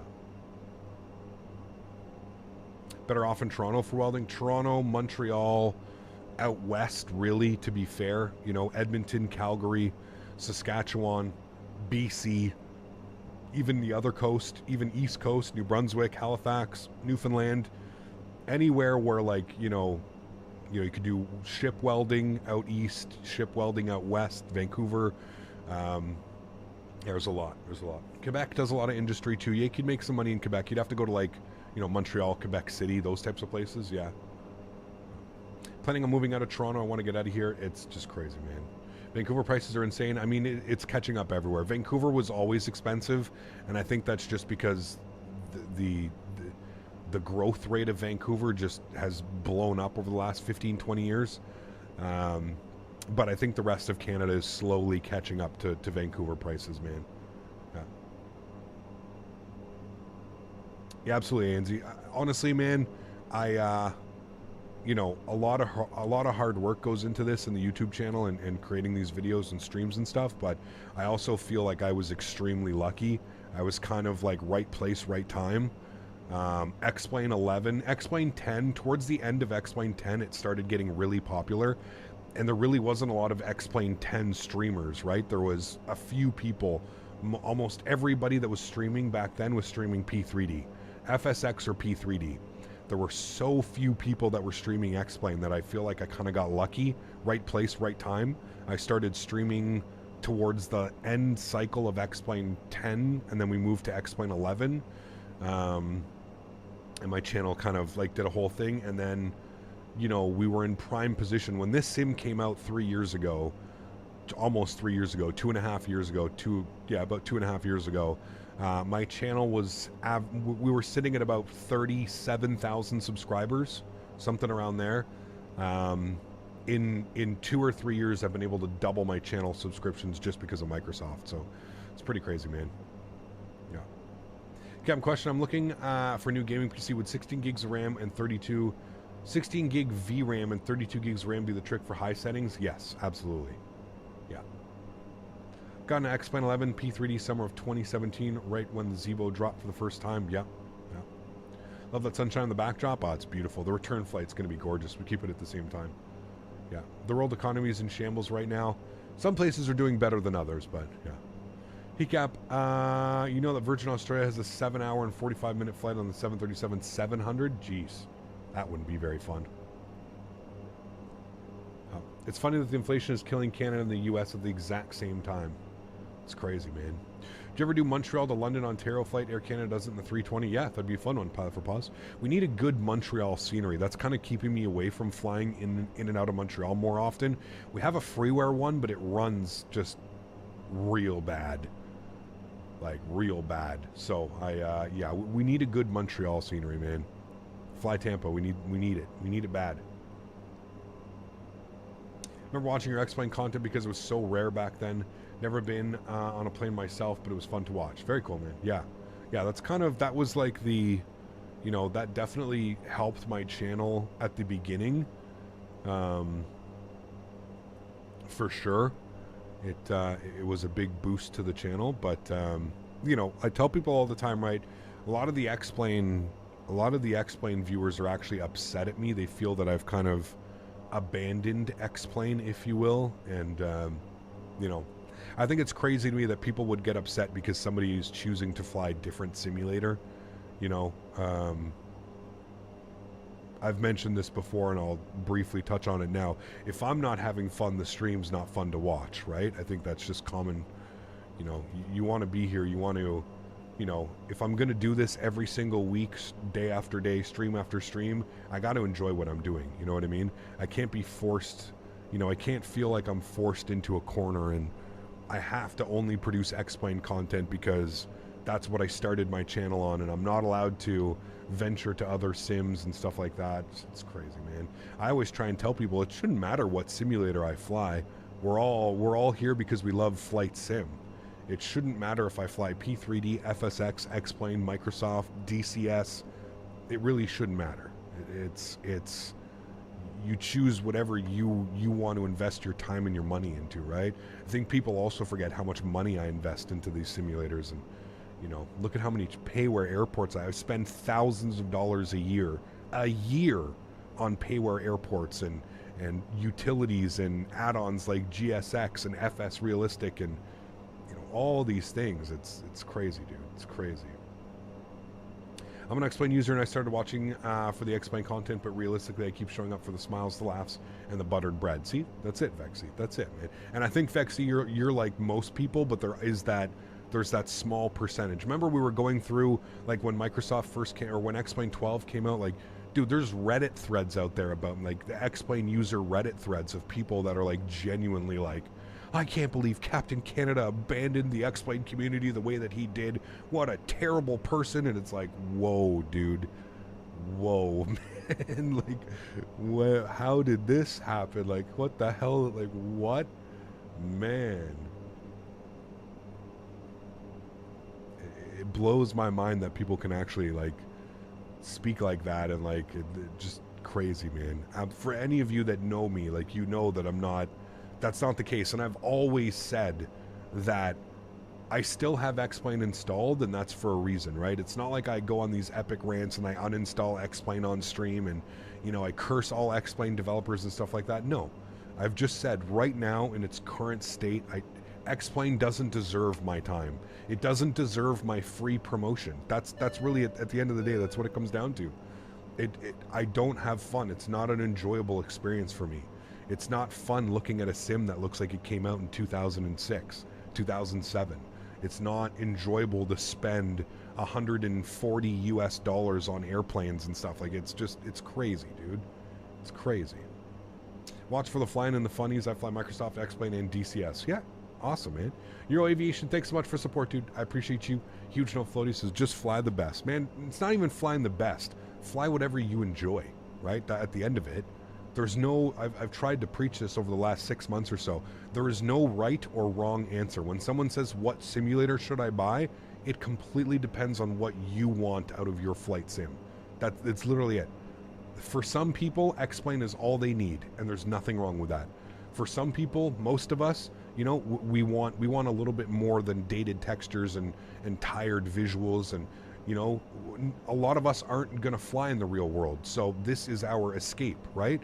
This is, you know, in a sense, this is how you get to view the world. You get to fly in places like New Zealand and Europe and Africa and South America and Middle East, and you get to visit all these places and stuff. It's just crazy, man. It's wild. X-Plane's fault releasing substandard product because Microsoft released a better product when they were trying to catch up. X-Plane will never catch up now. I just don't understand why X-Plane decided to release the simulator the way that they did. The only thing in my mind that makes sense of why they decided to release the sim in it the way that it is right now is just they realized that it was going to take about 6 months to a year to get X-Plane up to the standard level that X-Plane 10 and X-Plane 11 was, and they probably saw that in 6 months to a year after release, the market would have been almost completely shifted. The more third-party content that comes out for Microsoft, I feel the further X-Plane kind of gets dropped down. X-Plane, you know, there's been a few releases since X-Plane 12. We've had the Tolus with the 320 Neo, which in my opinion, we've already gone over that. I've already told you I have nothing against Tolus. They're a fellow Canadian company. I wish them all the best. But charging 90 USD for a single variant of an A320 Neo is fucking absurd. It's absurd. Nobody should ever have to pay 90 USD to fly an A320 Neo. Not even a CEO and a Neo, just a Neo. It's absurd, man. And now somebody's coming in here saying that the E-Jets is 140 USD for all 4 airplanes. That's over 200 Canadian dollars. That's insane, dude. That is absolute insanity. The prices that people have to pay boggles my mind, man. It sucks. Sucks. Why are the throttles in the ATR Xbox version so jittery? I don't know. Still enjoy some good FSX flying. See, there you go, man. There you go. And listen, I do plan on going back into X-Plane. I 100% do. I want to see what X-Plane looks like, you know, a year after release, because I truly feel that the last 6 months of X-Plane has been like probably an early beta version of the simulator, and I still think that it's in beta. Hopefully in 6 months from now, 5 months from now, whatever it is, hopefully we'll X-Plane will be at a state where we can feel that it's a little bit more worth it for us, right? All right, let's go into VNAV. We just missed top of descent, so we'll throw it into VNAV now. I don't know if I can trust this, Chad. We'll see if we can trust this. Let's try our best. Let's go to our first restriction and see how it holds this, okay? So we'll go to LRUV. We need to be at, we'll put 10,000 at Ibabu. Let's see if it does 10,000 at Ibabu. We'll see. All right, I'm going to bring our throttles back here as well. And hopefully the airplane will descend accordingly. We're descending at 2,900 feet per minute. You can see the V deviation is flashing at us because we were slightly above profile, but that's okay. We're going to come back up onto the profile now. Queenstown is somewhere down in these mountains. Oh, there it is right there. I was going to say it's somewhere here. There it is right there. So we are basically overflying the airport. We're going all the way down and around like that. It's going to be quite a beautiful approach. See, now we're above profile, and now the profile's coming back up to it. Beautiful. Cool. We're already back on track. So we're looking good. My throttles were wicked smooth. I don't know, man. They kind of get jittery when I try and put it into like this. Like, see? Look, I try and... It's very difficult to get it into that position there.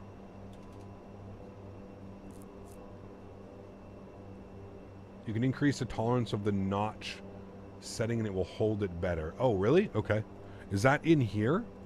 Options, TAWS resolution? Is it that one? No, that can't be that. Maybe? Or is it in here?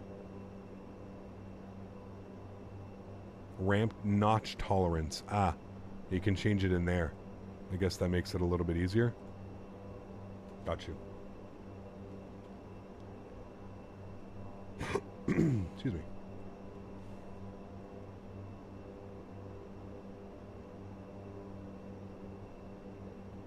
I'm curious to see how it's going to fly this approach on VNAV.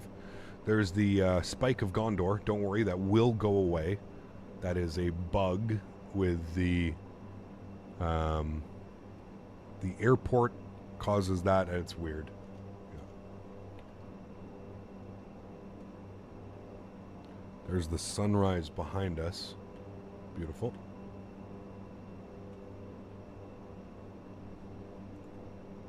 If a plane loses power mid-air, what happens? You usually stall.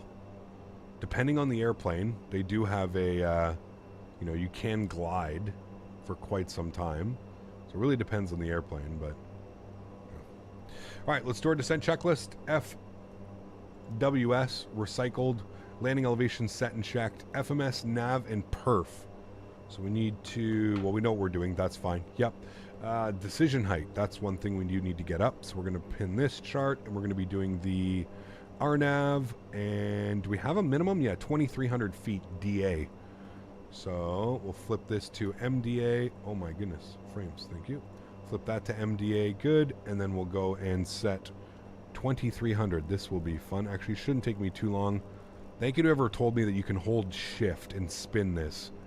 Game changer. Game changer. 2,300 on our MDA is set. Okay.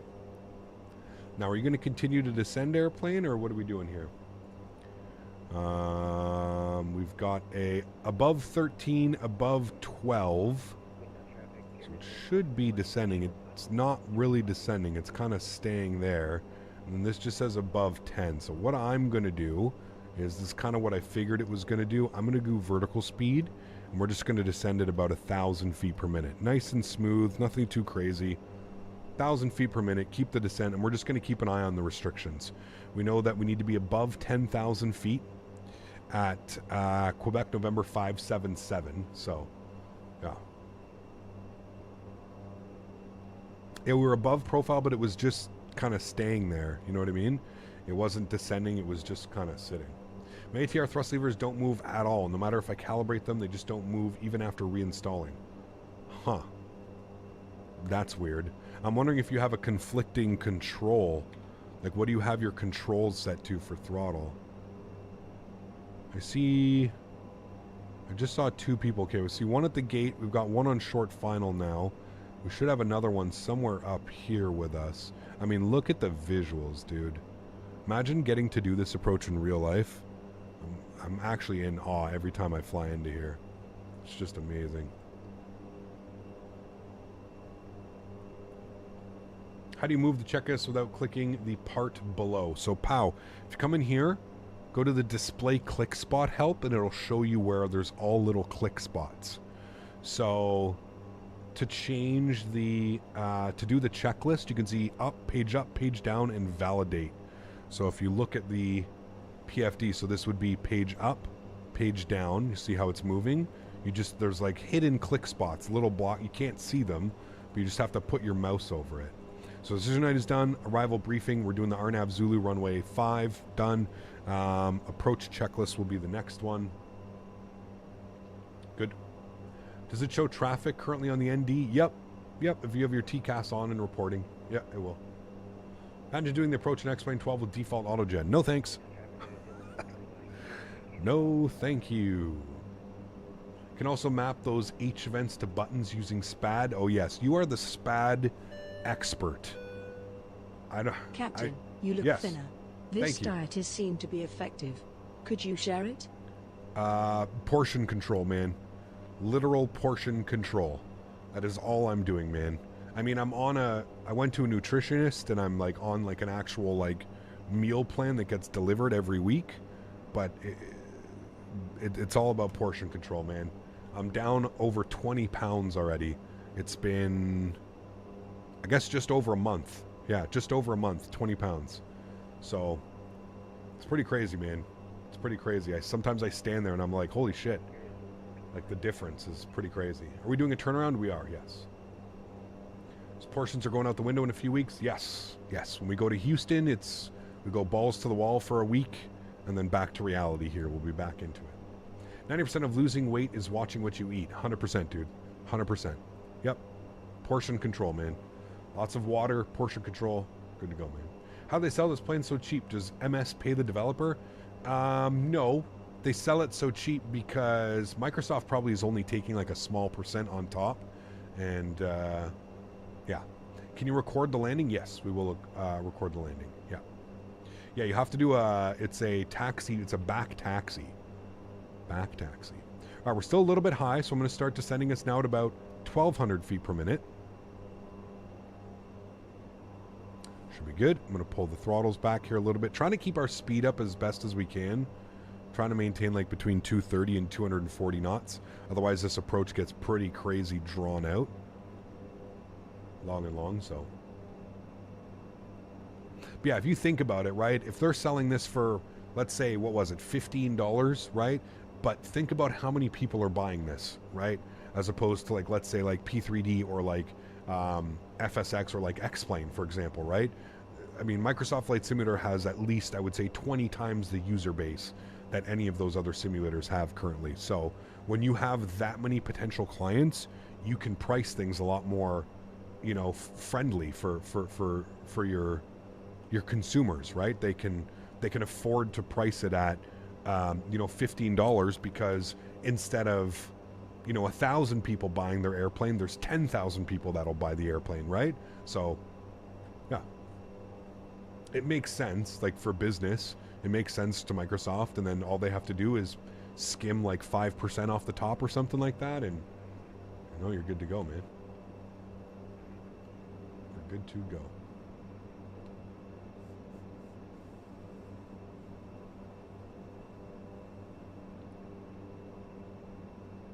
That's weird, IYR. I'm not sure. Something tells me you don't have the something tells me you don't have your throttles calibrated properly. Yeah.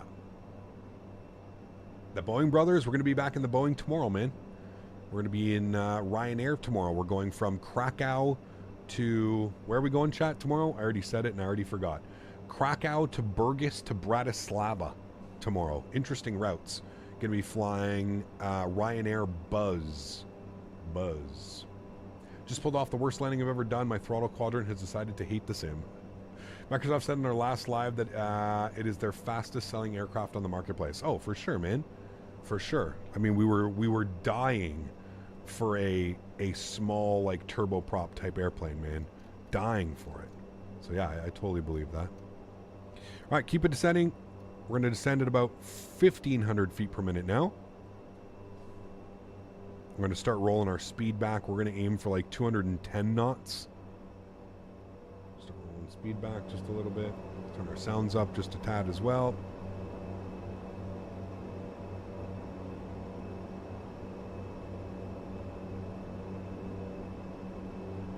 Wish there was a topic counter for each stream.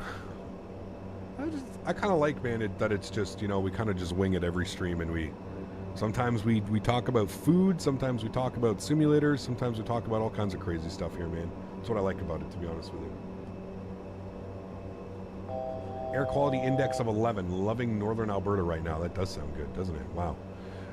Okay, minimums are 2,300 feet, so we can take this all the way down to 2,300 feet, chat. 2,300 feet. We'll plug that in. There's 2,300. Good. And we'll keep our descent going. We need to be above 6,500, which we're good. We need to descend just a little bit better, about 1,800 feet per minute. Speed's looking good right now. We're holding about 195, 193 knots, so that's perfect. We'll keep that the way that it is. If we go to our perf, that's good. We have 13,000 here. And it wants us at 107, so I'm going to aim for about 112. Also need to get the Mentha report, NZQN. Speaking of food, Fogo de Chao. Oh, man. I hope you're ready, dude. It's just going to be crazy. Seatbelt signs. Landing lights. Altimeters, we're just about to set those. 10:23, a little bit late on that, my bad. 10:23. Good. All right, we need to be above 3,100 here. So again, going to descend us nicely. Speed's going to come back. I'm going to aim for about 170 on the speed now. Really start to slow everything down. Also help with our descent. Does that have a descent calculator mark on the screen? It should have a top of descent. Yes, the PFDs, yeah.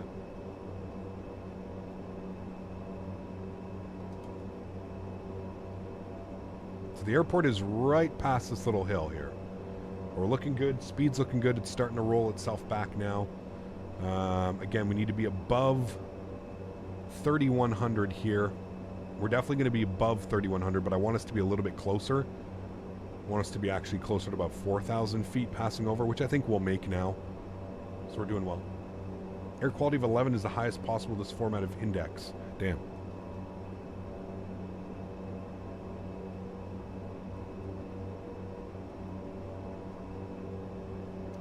All right, I'm going to shallow this out here slightly. 1,800 feet per minute. Speed can really start to come back, and we're going to get some flaps and gear out here soon.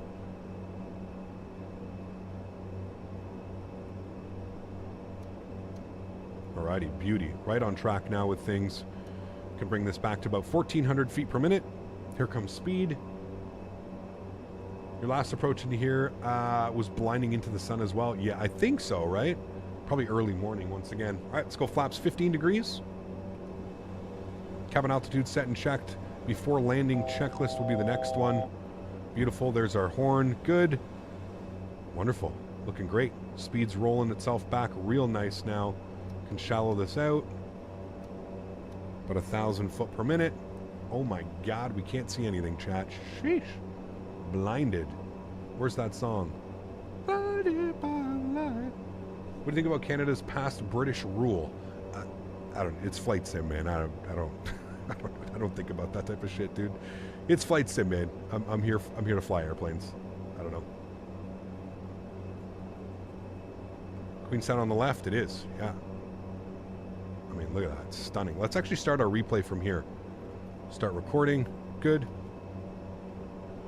Wonderful. Let's go gear down. Bring that speed all the way back. We'll get you out. That's good. Gear. We're going power management to takeoff. Let's go flaps full for landing. Good. And that's good. That's good. That's good. All set and done. Beautiful. My airplane. Approaching minimum. Approaching minimums, and it's going to be my airplane. Beautiful. Joystick cams going on. Enjoy the arrival, friends. Landing checklist has been completed. Speeds dropping back nicely. Minimum. A little bit of that. Minimum. Good. All is swelling well. I can't make out the pappies. I think we're 4 white.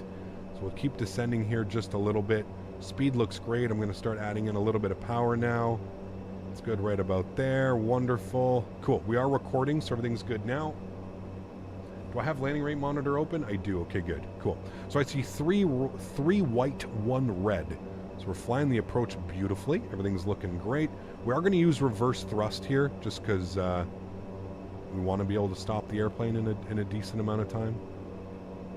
Sounds are going up as well. Enjoy, guys. What an approach, man. It's got to be one of the most visually pleasing approaches out there. 500.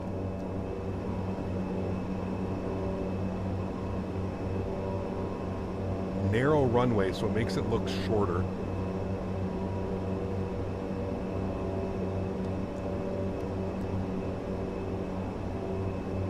200.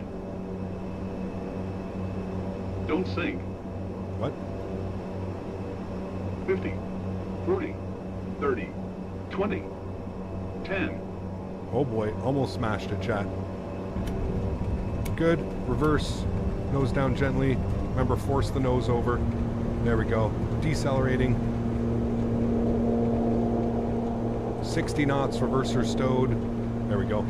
Ladies and gentlemen, welcome down to Queenstown. Not bad. Oh, little stutter there. And we can turn it around right here. Sweet. Not bad. A little bit, like I said, the controls right now feel a little bit twitchy after the update. I don't know what they did. They tweaked the flight model a little bit. And the controls feel a little bit. It's not as nice to land. It's still. I'm still kind of feel myself pulling a little bit too much. Where before it kind of just you could like gradually flare and it would kind of do its thing. I still feel that it's a little bit too twitchy since the release, the update. But man, what an approach though. Holy macaronis. After landing checklist, radar is standby. Yes. Flight controls locked. Good. Flaps clean. Give you a nice wing view of the flaps coming up here. Epic, epic, epic, epic approach though, chat. Holy macaroni. Trims are good. Landing and strobe lights, we'll wait for that till we pull off the runway. Yeah, there's something going on with the controls. It flies. I actually enjoyed the way that it hand flew before the update. Yeah. Why is there a small hill on the runway? What do you mean? I think since the update that came out to this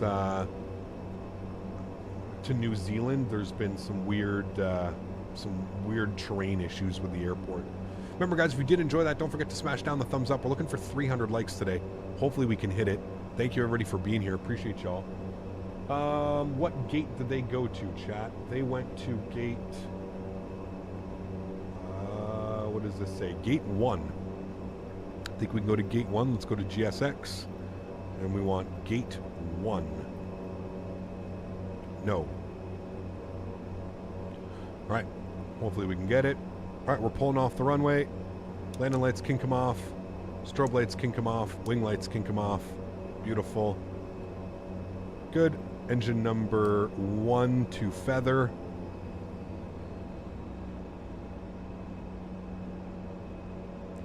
Alright. And anti-ice probe heat comes off as well. Probe heat and true. Off. Good.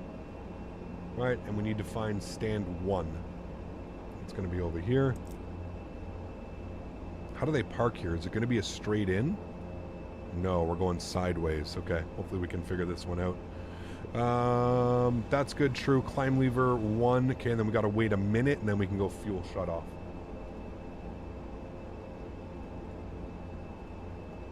Why feather the engine on taxi?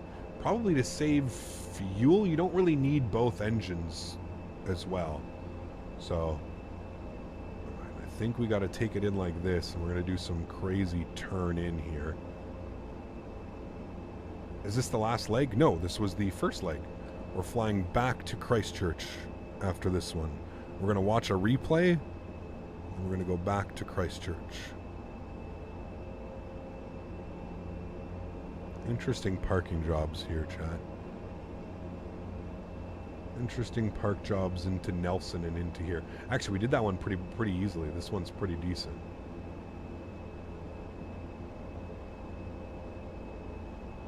That one wasn't bad at all, actually. There we go. Zeros on the board. Cool.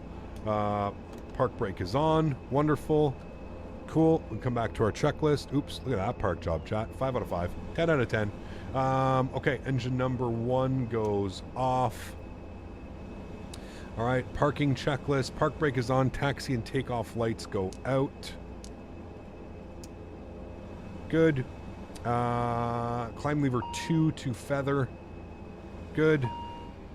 And then we need to go upstairs, and we need to put on our prop brake on. Good. And then we can kill beacon light. We can kill seatbelt light. We can come over here. We can go to our ground services, aircraft, tail prop, wheel chocks, ground power are all in. You can do that because this prop brake is off. Now, for replay purposes, we're going to turn the prop brake off. Otherwise, it doesn't spin on replay, and we want to do that. So we'll do that. We can then go ahead and shut down. Oop, wait, hold on. We got to get external power on.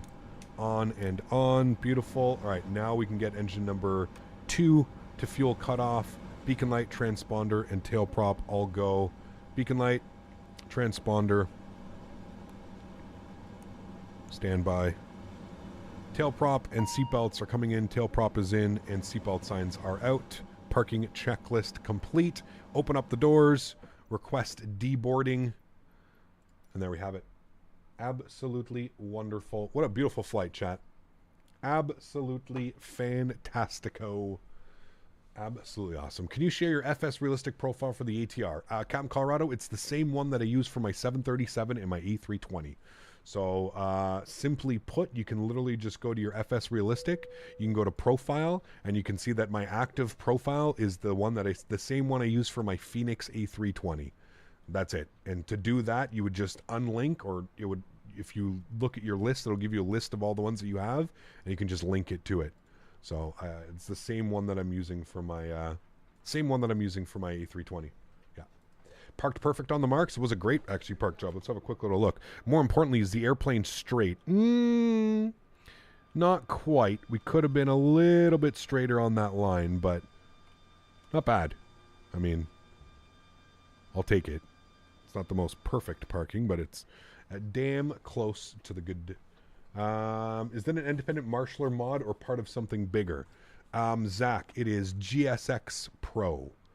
GSX Pro. I wonder which way they're going to walk. Where are you guys going to walk? You're going to walk... He's waiting here. So he must be taking them into the terminal that way. Yep, there they go. You're going to walk right through the marshaller? Yep, no problem. No problem. Cool. We can stop our recording. We got that all set up. Wonderful. Sweet edition, it is, yeah.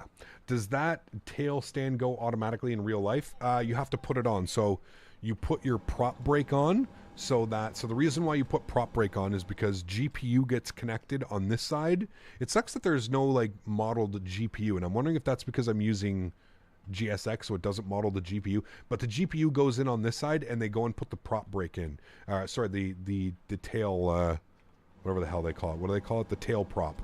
That goes in. So that's why you prop brake engine number 2 so that they can hook up the prop brake and the tail brake. So yeah, that's kind of how it works. Sweet. We doing another leg? Yeah, we're going back to Christchurch.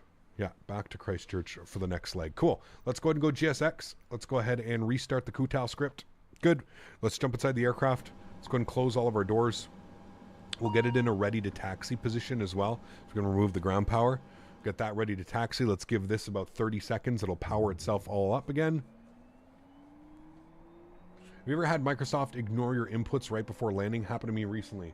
Only on one airplane, Podrick, and it was the 787. That's the only time that's ever happened. Yeah. GSX people are the most rude characters I've ever seen. They are, yes. Fire livery? Ah, it is, man. Air New Zealand? Absolutely beautiful, dude. Absolutely beautiful. All right, cool. Props are on. I'm going to turn the sounds down here a little bit and get some tunes bumping as well.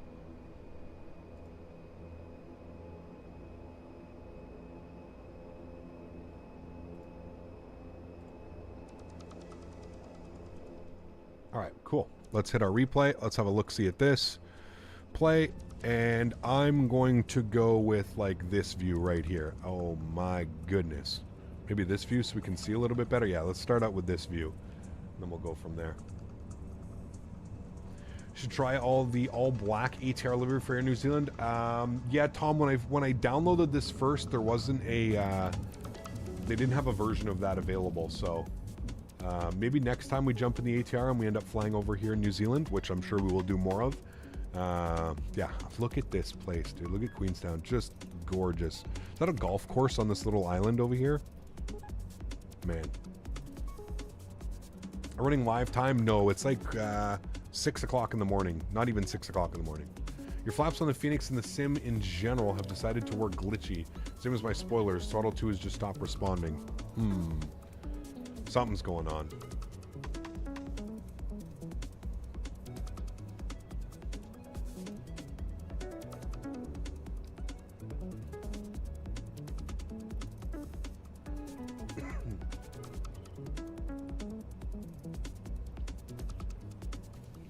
Look at all the houses built up here on like the mountains. You can see where they plan on expanding as well.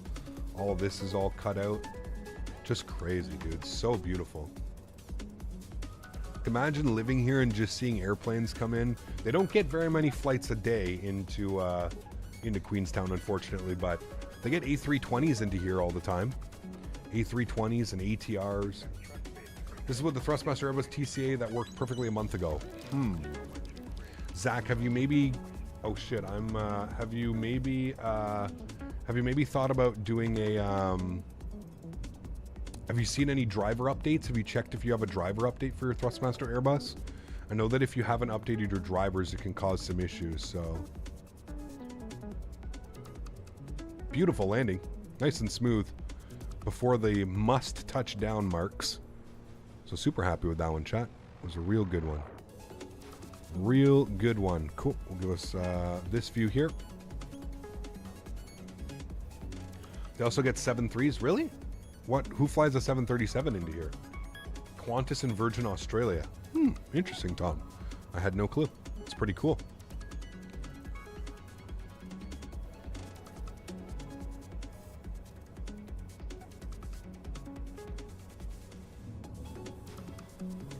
That is pretty cool.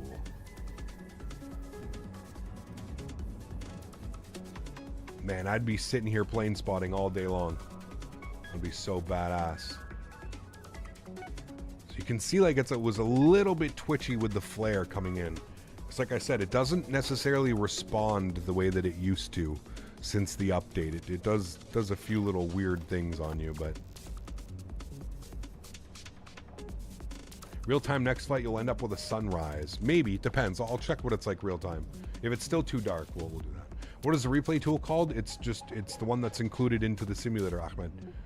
It's the free replay tool. There's no need for any fancy replay tool, man. It's just, yeah, it's the free replay tool.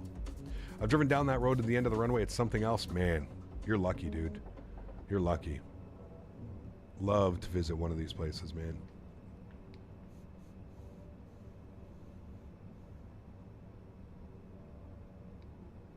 Should do Sydney to Queenstown one day, maybe, yeah. Bang on those 1500 footers, chat. Aimed at the 1000 footers, touchdown at the 1500s. Not too shabby. All right, one more replay from the outside view, and then we'll go ahead and reload the aircraft and we'll get set up for our return flight to Christchurch. Always a good one. Again, chat, if you're interested in picking up the scenery, this is done by our good friends over at iniBuilds. Unbelievable scenery. I mean, I feel like everybody needs to have this scenery. I'm not just saying that. This is one of those airports that I can't stress enough.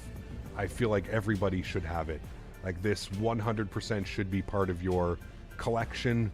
This should be an airport that you visit maybe monthly. It's just incredible, man. It's such a beautiful airport. So beautiful. Get that nose down nicely. Don't float that nose. Absolutely beautiful, my amigos. Beautiful, beautiful. All right, cool. We'll stop that. Let's go to our main menu. We're going to reload the airplane. I'm just getting our new call sign in here.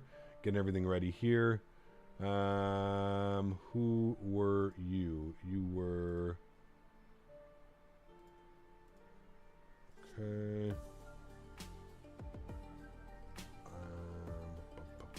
The departure out of here is absolutely incredible too, because we can't just depart. We have to do a bunch of like circling almost to try and because we have to gain altitude, right? So we'll load back in. We were at gate 1. We'll go NZQN Queenstown, and we were at gate 1 alpha or R1. We were R1. Okay, and real time is 6 a.m. I still think it's going to be pitch blackout, so we're just going to put it to like 9 a.m. the way it was when we were arriving. We can maybe switch it on route, but... Should do Sydney to Queenstown, something in the 7-3. That could be cool for sure, yeah. NZQN over to NZCH. Good. We're going to be in the ATR6 and Microsoft.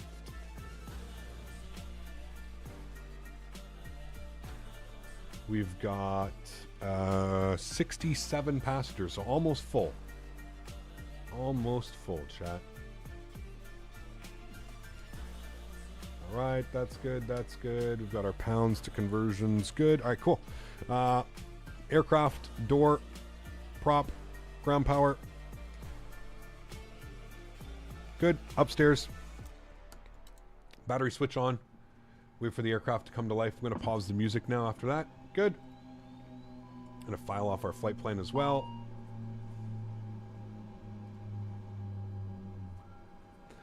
External power on and on. Beautiful. Bringing the aircraft to life. We'll get you on. We'll get you on. You guys can come on as well. We'll get our nav light on. We'll get our logo light on. Arm our emergency exits. And that's pretty much it for the overhead. Okay. Good. Come back down here. Let's go to the FMC. Init ref. We'll go pause init. We're sitting on the ground. GPS position. Yep. We'll grab that. Good. Return. Go to our weights. So need to throw in some weights here today once again. I'm getting a can't connect to the VATSIM pre-file. It says bad gateway timeout from VATSIM. So not quite sure why. We'll just log in again. 644 mic connect. Good. Right. Cool. Yeah, I'm just getting this when trying to file my flight plan. It's a little bit weird.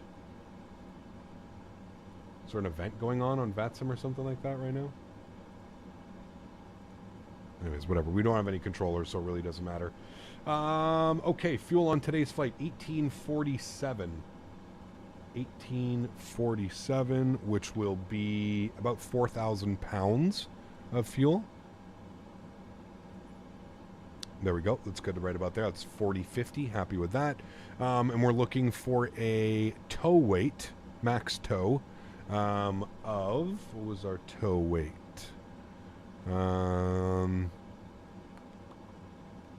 Tow weight was 19.8. What's that going to give me? 19.8. 19.8. Oops.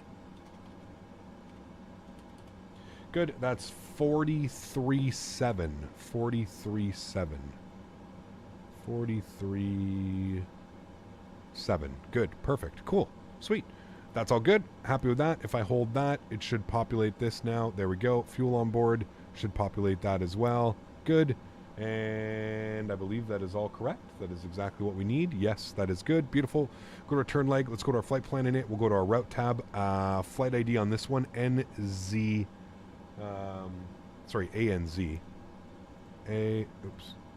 ANZ 644 mic. We'll throw that into there. And we're going from NZQN over to NZCH. Good. Throw that into there. Wonderful. There we go. Execute that. Beautiful. Let's go to GSX. Let's go to SimBrief OK. Wonderful. Let's go and request boarding. We just have to board the passengers because the flight crew's already on board today. So that's good. We'll go here and we'll go ahead and go to our flights. We'll unload. We'll import. Good. Import. Good. Let's go to our... I think that's good. Yeah. Okay, cool. Let's come down. Nope, both are on board. That's fine. NZQN. We're departing out of runway 5. We are taking the ANPO 3 Alpha. Good. With the Timjo transition. We'll execute that. Wonderful. From Timjo, jumping on an airway, we're going to Yankee 153, and we're taking that to Dop key. Dop key. Dop key. Don't see it. Next. Dop key. There you are. Thank you. And then from Dop key, we're jumping on the arrival. Wants us to land on runway... Simbrief gave me runway 20, chat. You guys want to land on a grass strip? A 1,600 foot grass strip. No problem. Oh my dear lord. Wait, I guess this is runway 22, so I guess it maybe could have given me this one. Good old Simbrief. Metar NZCH. Let's see what the weather's like here in Christchurch. Do it! No, we're not doing that. You guys are crazy, man. NZCH, we're going to be planning for the ILS. Oh, it's raining. Ooh. Raining, broken at 3,800, broken at 55. Man, it's insane how much the weather changes here in like an hour. It was perfectly fine when we left. Crazy, man. 250 at 10. So winds are 250 at 10. Runway 20. We could do 29 or 20, but we'll do ILS 20. So we'll go next. We'll find ILS 20. Good. We're going to plan for the Dop Key 3 Bravo arrival. Dop Key 3 Bravo. There it is right there. Beautiful. For transitions, go to our approach. We'll go ILS 20. Pin that. For that, it's going to take us all the way out to... So we're going to be coming in from Dop Key and should be DivSiu. Is DivSiu an option? No. Where is Odisi? Odisi is here. Where's DivSiu? Okay. What is the... Let me execute that. I'm just going to... Because I think it's going to do it anyways. Yeah, so it has DivSiu in there. Oops, previous. So it goes BiDev... Where are you? So it goes BiDev, DivSiu, and then from DivSiu down and in. So yeah, that's perfectly fine. Okay, cool. Sweet. I'm happy with that. That's good. Let's go to our performance tab. Transition altitude, 13,000 feet on the departure. We'll plug that in. Good.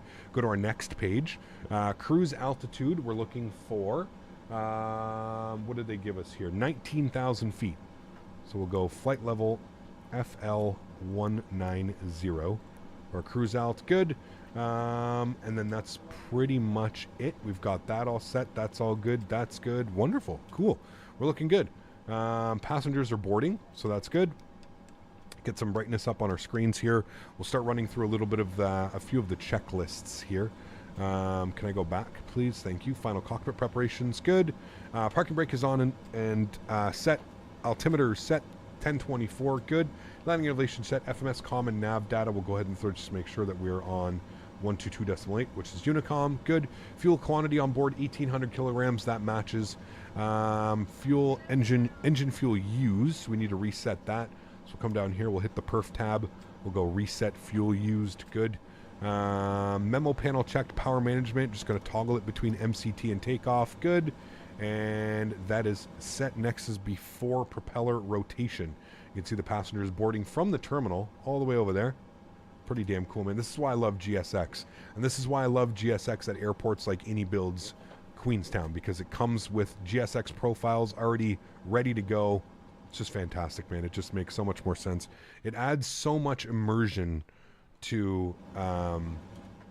just to the simulator and to the experience, you know, actually having to wait for passengers to board and seeing the passengers board and stuff like that, you know. So where do you buy all your scenery? It really depends, man. A couple locations. The main one I would say is probably Sim Market.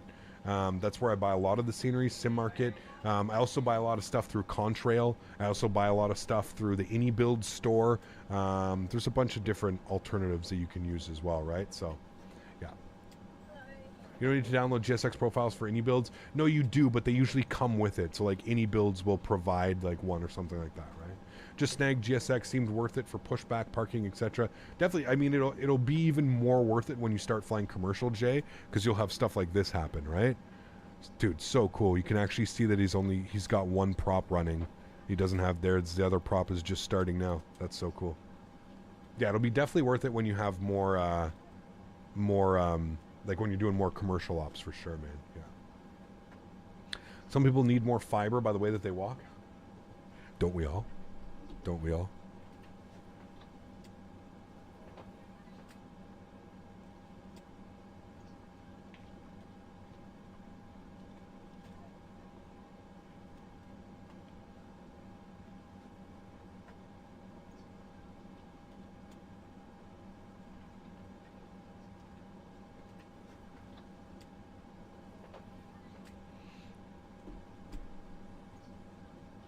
$737 or A320. I love them both, man. They're both really great. Yeah. The Magician, what's up, man? Holy, been a while, dude. Hope you're doing well. Good to see you back. Stunning scenery as per usual here in New Zealand. Stunning weather. Actually, we're going into rain, though. It's raining in Christchurch right now, so it should be a little cool. I think I should have installed a second toilet, maybe.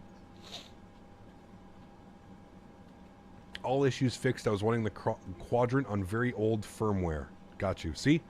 We are here to help, my amigo. Glad that worked.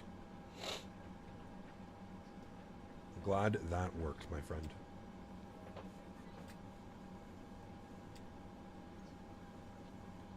Yeah, absolutely, Connor. We've already done a couple Aer Lingus flights. Yep. We have. We're just waiting for passengers to board, and then we're basically all set up.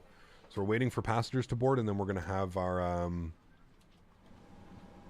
baggage loaders start, and we can get engine number 2 in a hotel mode once that happens. Fag, what's up, man? Good to see you, dude. Welcome back. Hope all's well.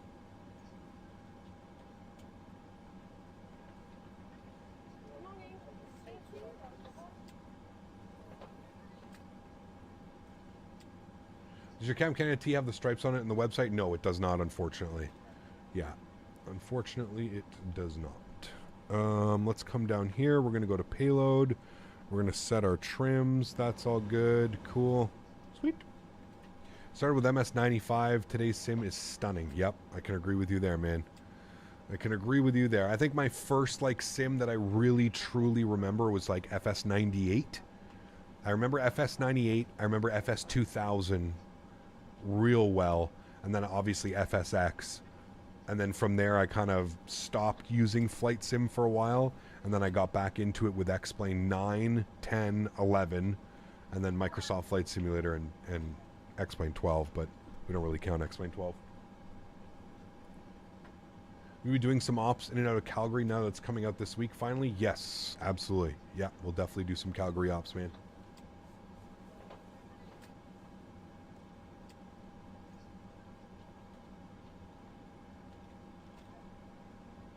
Started out with FS 2004, FSX, P3D, X-Plane 11, and now Microsoft. Man, it's been a ride, dude. Been a ride. Been a lot of fun, though. A lot of fun. All right, we are getting the final passenger on board, chat. All 68 passengers. Wait, no. 67 passengers are all on board. Beautiful. And then we're going to start the baggage loaders. Cool. So we can come down here. We can go to aircraft. We can go ahead and close the main door. What is the temperature showing? 5 degrees. We need to warm up those passengers, chat. It is chilly out there. So let's make sure that our prop brake is on. We'll go ahead and go start A and B. We'll get fuel pump number 2 on. We'll make sure that our DC gens and our windshield heat are on. And we'll go ahead and spool up engine number 2. Wonderful. Come down here. We should see NH percentage rising. We're looking for about 10%, and then we can introduce fuel to feather. Good. You can audibly hear the engine starting, but it will not be spooling. So basically what happens, I saw a couple people asking about hotel mode. Essentially, if you think about it this way, hotel mode with prop brake in is basically an APU. You're basically using engine number 2 as an APU because this aircraft does not have an APU. You're either on ground power or hotel mode. That's why it's called hotel mode. It's basically its own version of an APU, but you're using the engine to power the aircraft for air conditioning, for heating. You can already see we're starting to get warmer. Air conditioning, heating, whatever it may be, that's what it is used for. So that's good. We have a stable engine number 2. So that's wonderful. The aircraft, you can see here, the duct pressure is starting to go up. It's going to start getting warmer in the cabin for the passengers, so all good. We can then turn this off to off and start abort for now. We're going to leave the prop brake in. You don't want the prop spinning while the baggage handlers are doing their thing. As you can see here, they're, man, some weird, okay, there we go. Don't want to, Don't want to ear rape the baggage handlers while they're loading up the baggage. So, hello, can you fly with Brussels Airlines, please? Thank you. Len, we've done all kinds of Brussels Airlines flights, man. If you just go to the channel, the beauty of being a live streamer on YouTube is all of my live streams are in a catalog for you. So I'm sure if you search YouTube Captain Canada Brussels Airlines, you're going to get all kinds of content to watch, my friend. Tons and tons and tons of videos up there. Are you wearing the Luso Aviation? Yes, I am, Captain Grease. Yeah, I got sponsored by the Luso Aviation guys. Yeah. Thank you, Dan. Yes, I do. Thank you for reminding me. I meant to do that. That slipped my mind.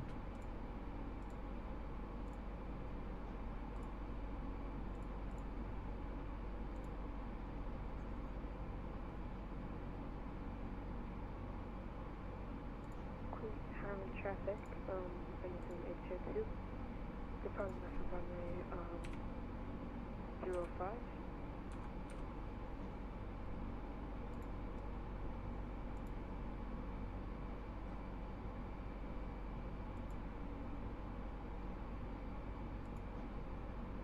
All right, cool. Should be updated for you guys now. Beautiful.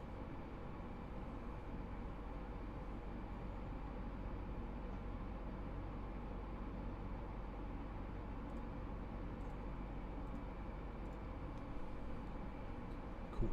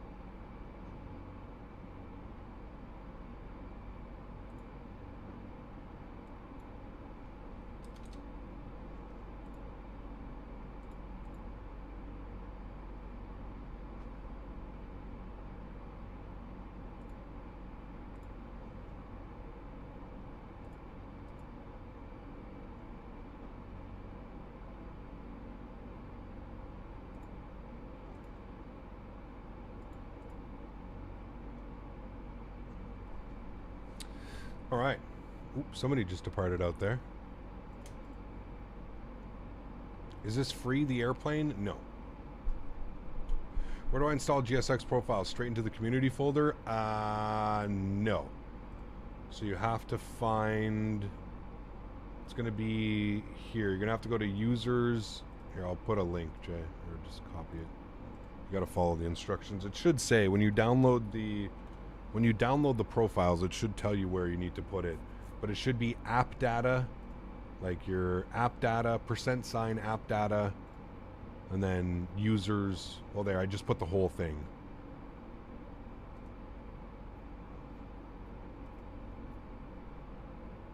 You have to find, I would pin that, the virtuality roaming GSX Microsoft. I would pin that.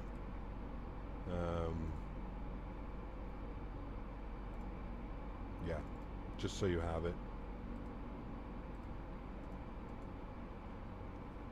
I need scrambled eggs on my hat bill. What?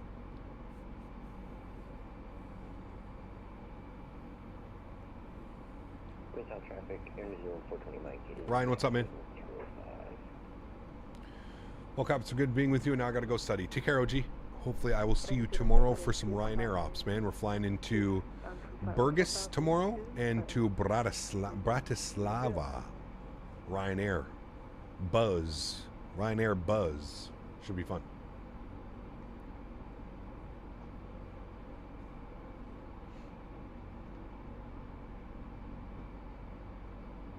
Can't fly, be here, no worries, man.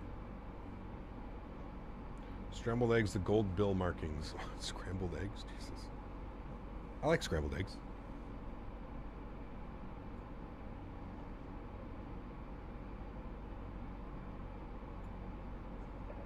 Queenstown traffic, Erin 0420 Mike is back taxiing 05.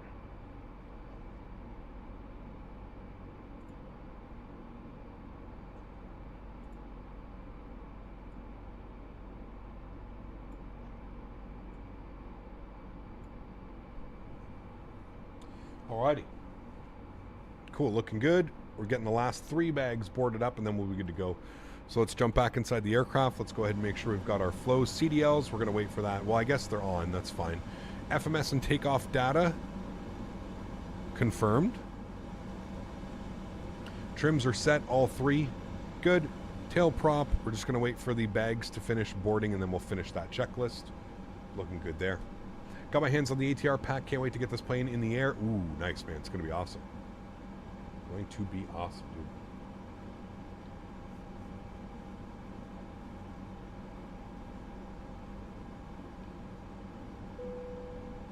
All right, there we go. Baggage cart says bye-bye. This guy's getting in the car. He's going to back up. There he goes. Bye-bye. See you. Wow. I don't know where they're going, but that's okay. Cool. So we get to go to the overhead now, and right pump comes on. So we'll finish our flows here. Tail prop is in. Doors are closed. Good. Seatbelt signs on. Good. Beacon light is on. Before propeller rotation checklist complete. It'll be before taxi will be next. Wonderful. Let's go up top. Let's go ahead and start A and spool up engine number 1. Again, looking for 10% NH before we introduce fuel.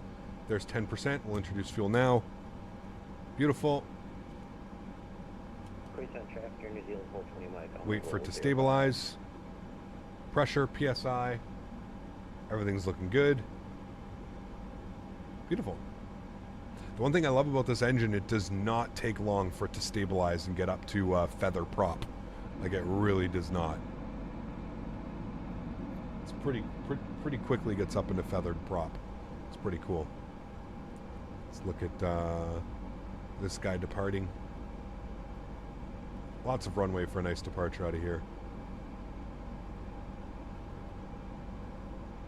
There he goes. Up, up, and away. Nice. Very nice. Immediately banking on his left turn out. Beautiful. Nice departure, man. So cool. I love flying in and out of here, man. It's so badass. All right, FWS recalled. Checked. Cockpit comm hatch closed. Climb levers 1 and 2 to auto. Beautiful. You can hear the engine spooling now. Oh, yes. Sorry, we need to... That usually helps as well. There we go. That's good. These guys are off. Good. Close you. Remove you. Good. Those are good. Those are good. Off. You can get set off as well. Pitot heat can come on. True can come on. Good. Anti-skid test performed. Flaps 15 degrees. Nose wheel steering is on. Before taxi checklist complete. Wanted to say takeoff there. Next is our taxi checklist. Upstairs, taxi and takeoff lights on. Brakes checked. FCP. All right, we're going up to 19,000 feet. We need to set up all this. 19,000 feet for altitude.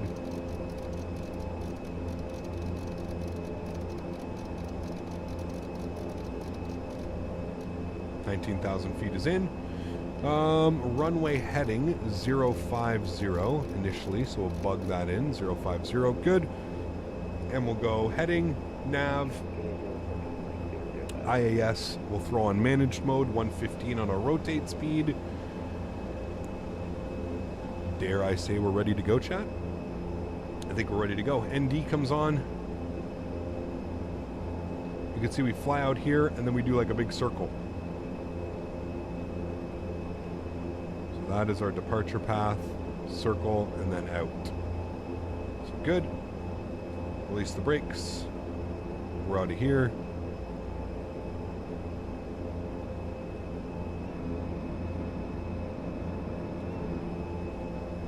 Beautiful.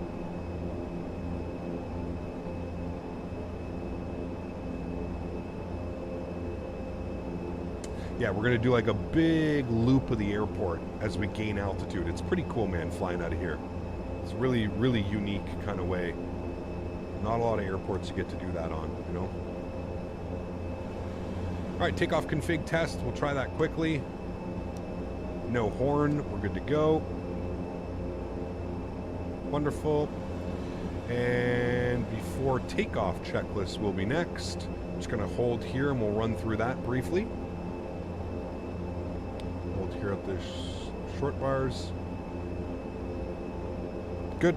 All right, cool. Takeoff briefing performed. Gust lock is off. Flight controls, free and clear, checked. TCAS, 2000, on and reporting. Boost function is required, airflow norm. Cabin crew has been advised, engine bleed is required, external lights on. Lateral lefty bar, rudder cam, complete. Next will be our after takeoff checklist. Park brake is off. Queenstown traffic, Air New Zealand, 644 Mike, backtracking, runway 5. Queenstown. Make sure we don't have anybody down here. We're looking good. Cool. It's one hell of a departure. Going to fly here more often. Dude, like I said, it's one of those airports where I truly believe it's a must-have, man.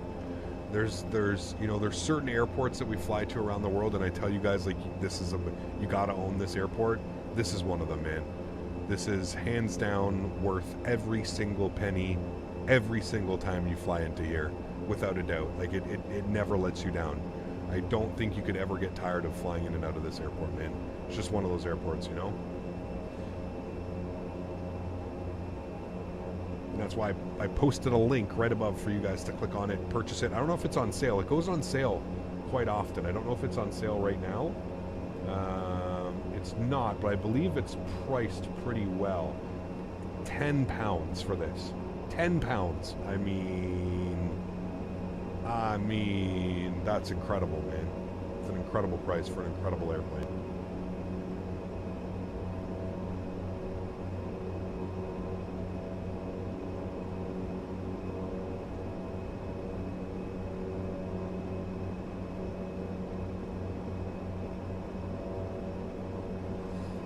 All right, turn ourselves around here.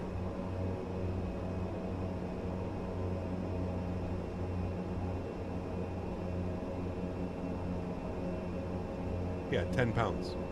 10 Great British Pounds, GBP. Great British Pounds.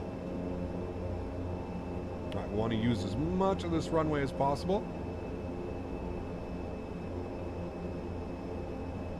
It is a pretty short runway. Much of it as possible. There we go. Professional turn, chat. Wonderful, looking great. Cool. You guys ready? All right, let's do it. Sounds are going up, blasting you away. Joystick cam's on. Let's get it, my friends. Shall we? We shall. Take off power. Set. Chrono. On. Let's get it, chat. Airspeed's alive.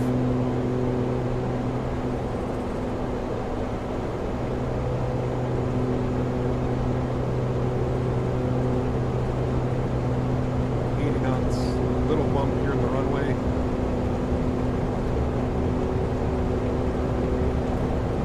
V1, rotate.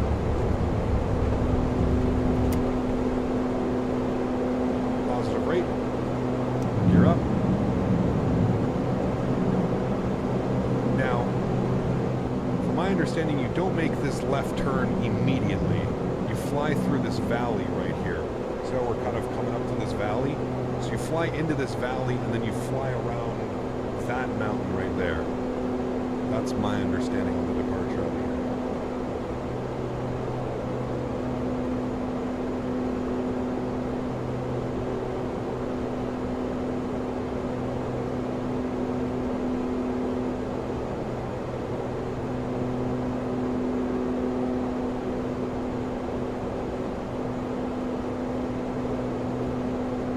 Just unreal, dude.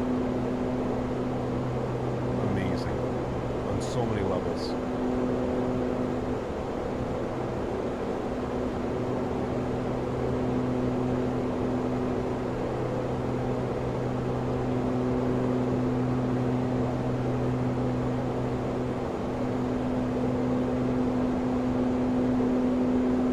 All right, we got to get climb power in.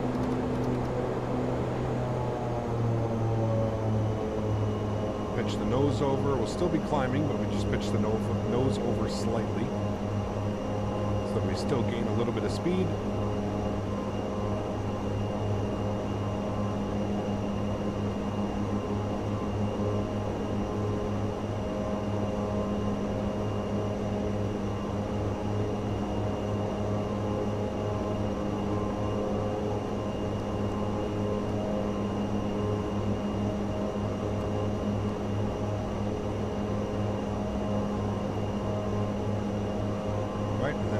Clean.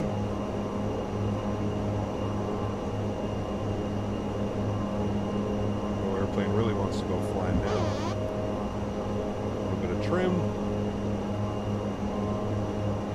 As much as I want to hand fly this, I kind of want to hand it over to autopilot so we can enjoy the views. Yacht Amper, autopilot on. Back up into the flight deck with me. Sounds down slightly.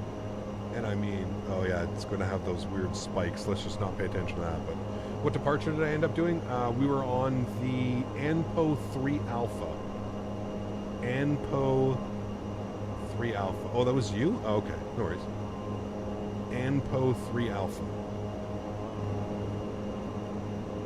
Don't pay attention to the weird terrain bugs. They'll go away as we get closer. Do sceneries also improve the airport surroundings or just the airport themselves? Some will improve the area, but yeah.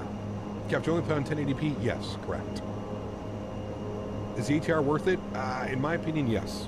I would say so. All right, after takeoff checklist, landing gears up and landing gears up. Flaps are cleaned, climb power is checked and set, engine bleeds as required, taxi and takeoff lights and wing lights out. Good. And we'll leave altimeters till 13,000 feet. We're currently at 6,000 feet. And climbing. Don't pay attention to the mountains of Gondor down there. Nothing to see.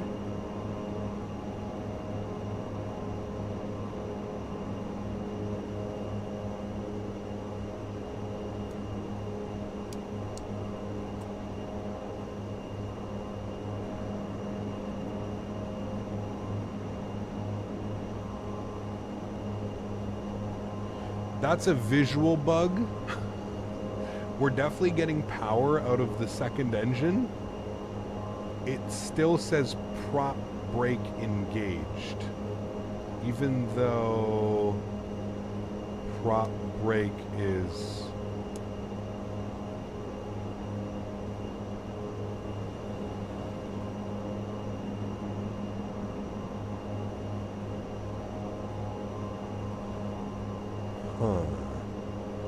now. I could try something. Can I?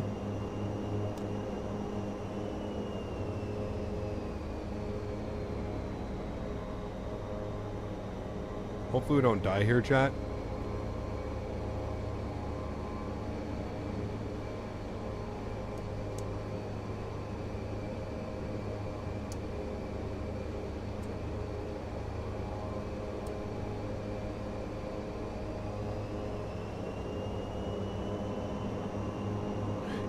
There's a visual bug. There is a visual bug going on because we're getting power to the engine. It's literally just a visual bug, and you can see that the prop brake is stuck in here. I think it's because I moved it into auto before I removed the prop brake. So yeah, no problem. Look up BBJ2 on all aux fuel tanks, 61,000 pounds, 13 minutes in, and we're only halfway. Damn. It's fine, just don't look that way. Exactly. Nothing to see here, chat. No problem.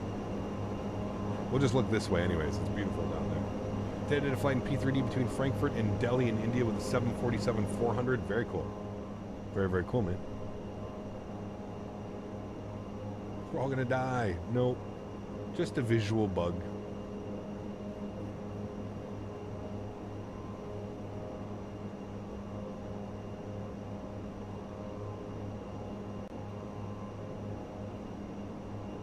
Jesus, that was weird. Weird audio bug there. Do you plan to do any other 310 flights? Yep. I don't know when, but I do. Alrighty, there we go. 10,000 feet. Landing lights. Logo lights. Seatbelts. Off. And there we go. It's a good thing we want to look out this side of the airplane almost the entire flight anyways, so we're good. We're all good there. And there you go. Leaving Queenstown behind us. Stunning, stunning, stunning place to visit, man. Just wow. Seeing this in real life, nothing, just a visual bug. Exactly right. Main write-up. Engine number 2 propeller does not spin but produces thrust. Correct.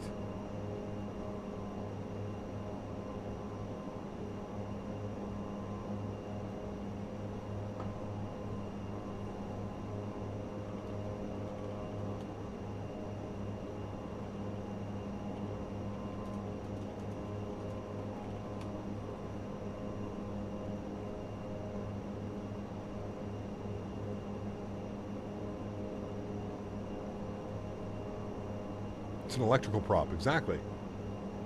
Like, I mean, how weird would it be? Nothing to see here, chat. Oh man, can you start now? Hold on, someone answer me this. Can you start this engine from in the air? Can you start it in the air, or does that not work? Because as you can see, like, the prop brake is still lit up.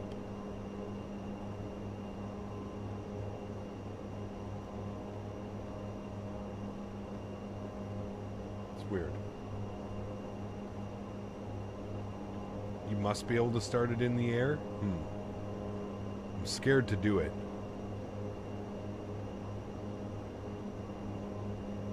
Shouldn't an X feed start? Well, it's just... No, because the fuel pump should stay on.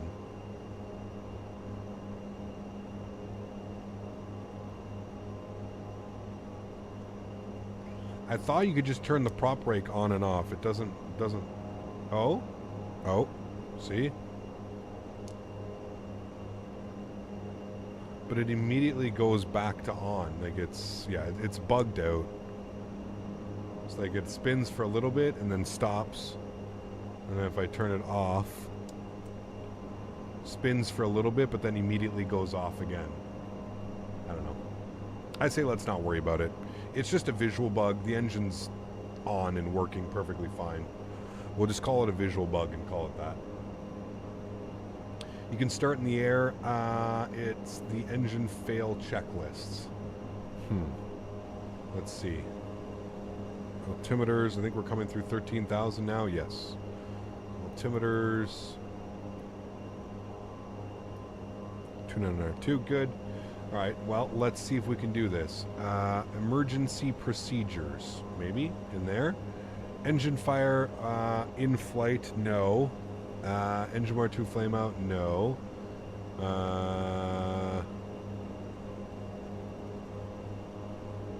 Next page. Forced landing, severe icing, no. No, okay. Previous page. Abnormal procedures, maybe?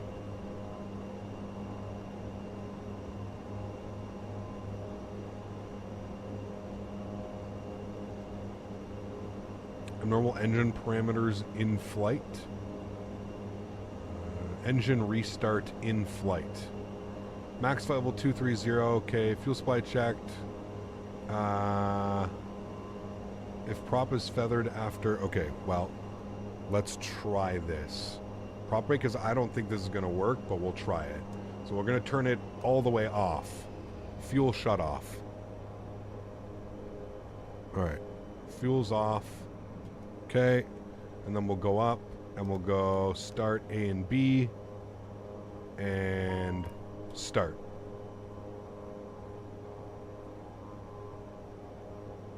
Okay, we should be able to then go fuel feather.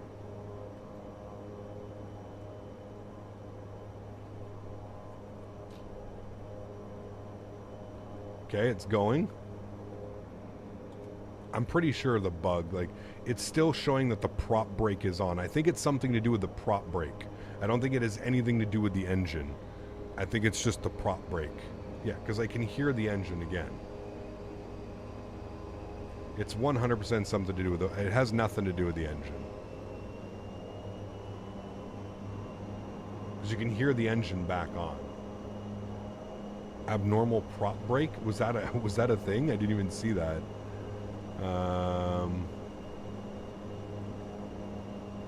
Abnormal prop brake. Oh, it is. On ground or in flight? In flight. Normal operations continue. Engine 2 monitor. What? That's my only things? Okay. Well, yeah. So we're just going to take the visual bug, chat. All right? How about that? We've done pretty much everything we can do. We're just going to have to take the visual bug. Sandre, what's up, man? Good to see you, dude. Fred, what's up, dude? Good to see you as well, man.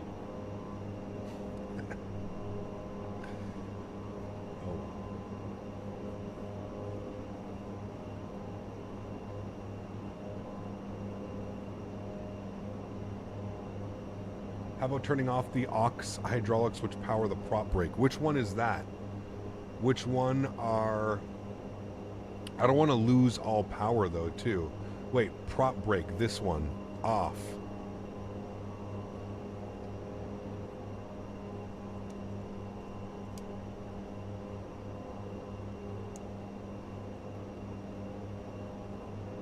It's just doing it. It's doing it no matter what. It's weird.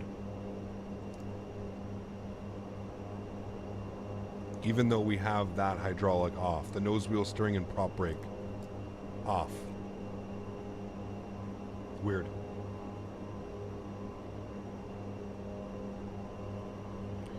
Very, very weird. It still will not remove itself. And even like when we turn it on, it'll spin for a bit and then it stops.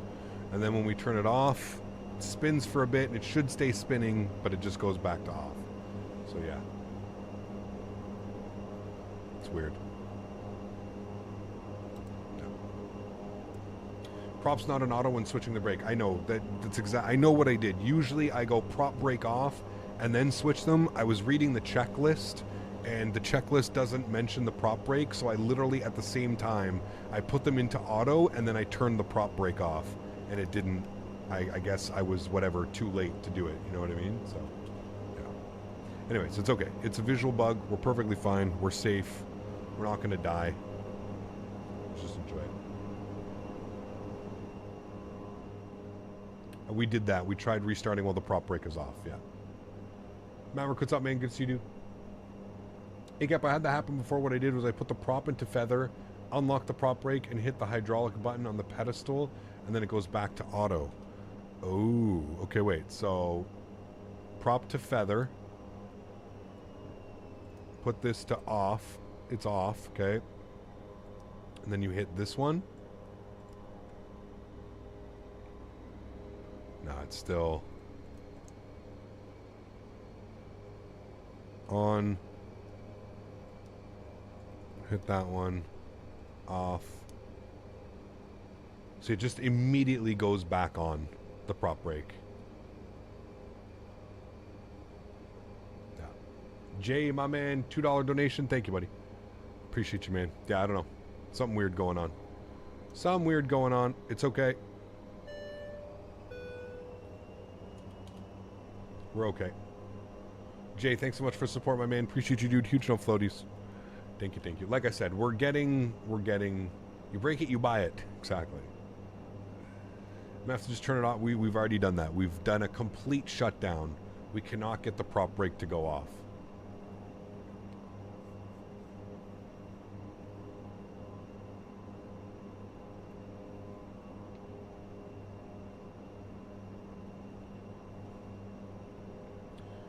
It is okay.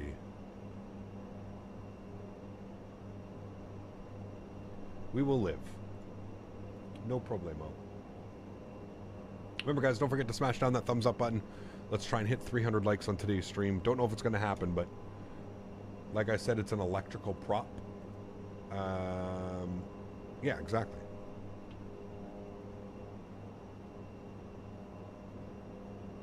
Usually turning everything off again and then on again usually fixes the problem. Yeah, it's yep, it's weird. She is bugged because the prop is off. Can't even even turning the hydraulic off for the prop. Doesn't do anything. It immediately just goes prop brake back on.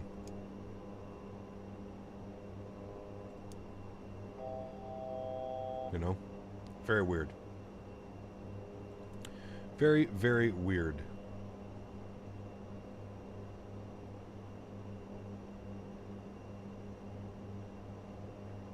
Very weird. All it is, the camera FPS is matching the engine speed. There you go.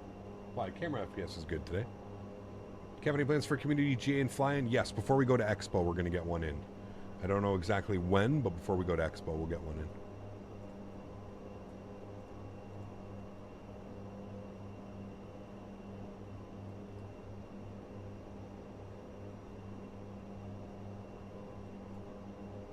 All right, coming up on our cruise altitude. 19,000 feet. Looks like we're going to cruise for 80 miles, just over 80 miles, 90 miles, something like that. This should be nice. Nice view of the mountain range down there. Had to go load the laundry. Did we die yet? No. No. Fly it into a mountain and the prop will release. Yes, correct. Can you do a real-time arrival? Let's see what it's like real-time right now. What time are we at? Almost 10 a.m. Let's go real-time. No. I cannot see anything. Cannot see anything. What's your favorite regional plane? ATR72 or another one? Probably the Q400, to be honest with you. Absolutely love the Q400. Grew up flying on the Q400. One of my favorite airplanes. Hey, Gap, do you think Microsoft will ever launch a shared cockpit mode? They have one, Nick. Yeah, you can download one. It's called Your Controls. I actually did a video with Jeff Favignano. I don't know if you know Jeff Favignano. I actually did a video with Jeff Favignano earlier. Well, I did it a couple days ago, and then he posted it up on YouTube. So yeah, called Your Controls. Going balls to the wall today doing Renton to Tokyo. You're insane. How long is that, dude? That's like an 11-hour flight. Very cool, Mats. Very, very cool.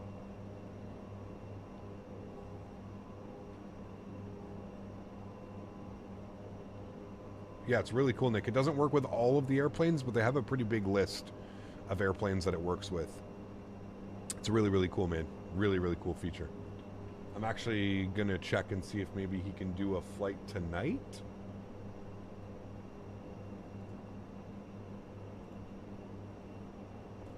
I'll actually ask him.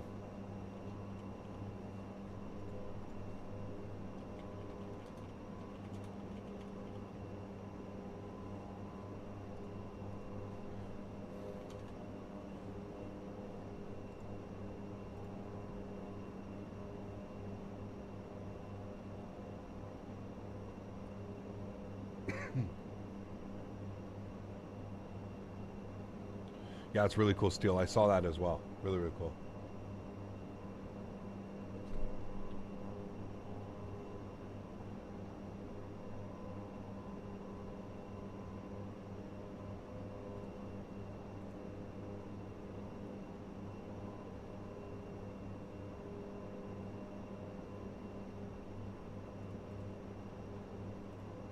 Cap flying Philly to Boston. Nice. Love that flight. We did that one last week, man. Yeah, really fun. Really fun.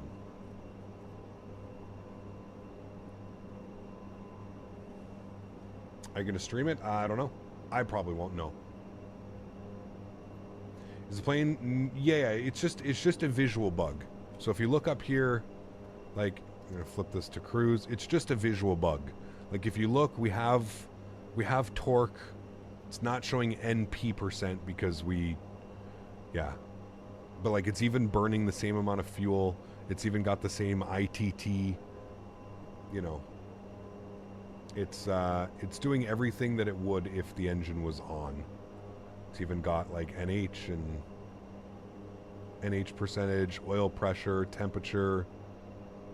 Yeah, Everything is working as intended. It just is visually, it doesn't look like it's spinning. Let's leave it out here. Let's see how many people come in to the stream and are like, Captain, why isn't your engine working?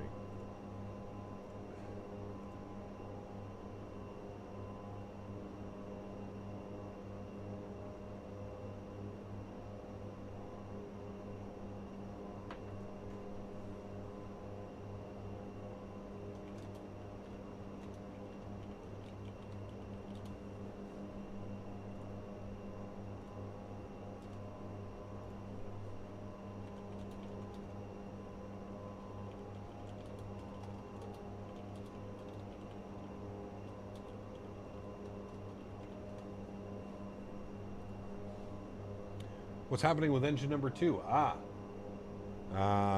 Somebody broke it. Somebody threw, something happened. Somebody threw something at it. Time to call a pan. On Vatsim, true.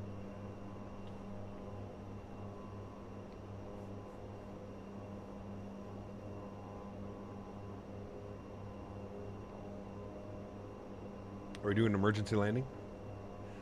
The developers should watch your streams and take notes. No, this is probably our fault, Johan, to be honest with you. Yeah.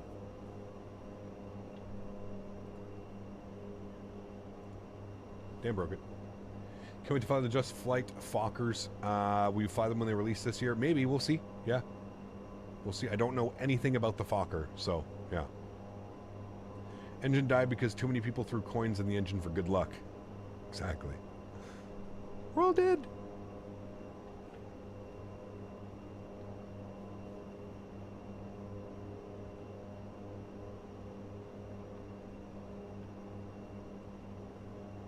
This aircraft is literally perfect for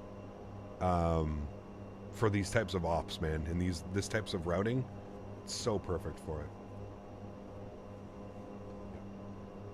Threw in some salt too, just in case. Hey, will this be an upcoming episode on May Day?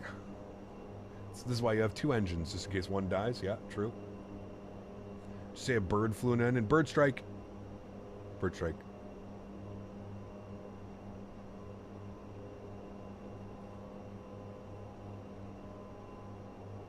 Planning to do the Sim's longest flight in the world, London to Sydney. What aircraft should I choose? 747? 747, 787, any one of those two could probably do that fine, yeah. Squawk mode 7700. Yes, that's why Air New Zealand owns them. True, yeah. But it's just perfect. It's good to finally have an airplane we can successfully take on some of these ops. There's a couple other airports we need to go, and Nelson was unbelievably fun yesterday, man. That was such a cool approach.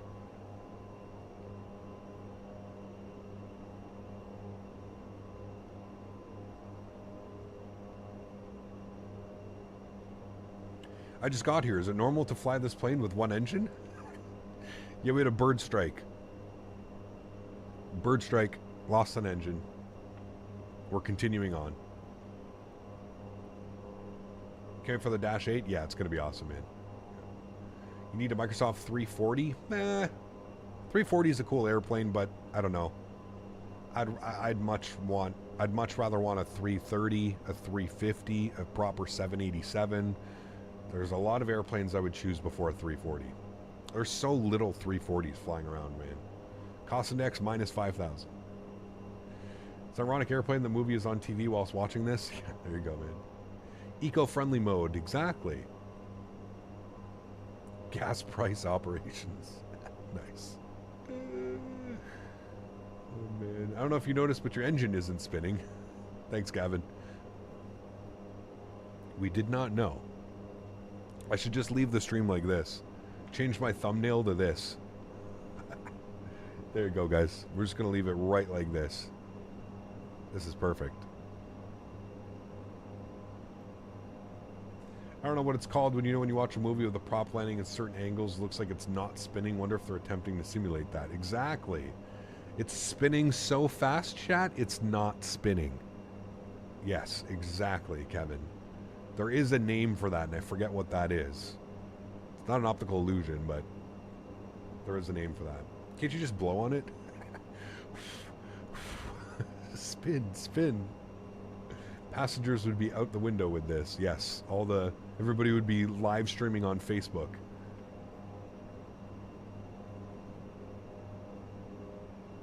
Sailing mode. The Dash 7 is nearing release, but I don't know if you're interested in it. We'll see, man. We'll see. It may be a good airplane to pick up, but yeah, we'll see. I like the little GTN that they've included, though. Pretty cool that they included that little FMC type thing. Could be cool to do some like Northern Ontario ops and stuff like that, but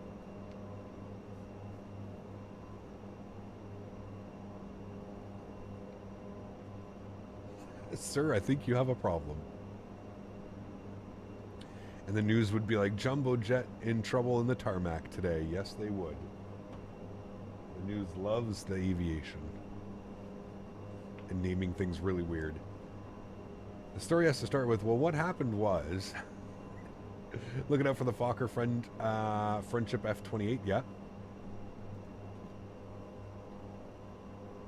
Alright, well, we're continuing on, chat. 64 miles. Look at us go. We're at 210 knots. Almost like we have two engines right now. But we don't.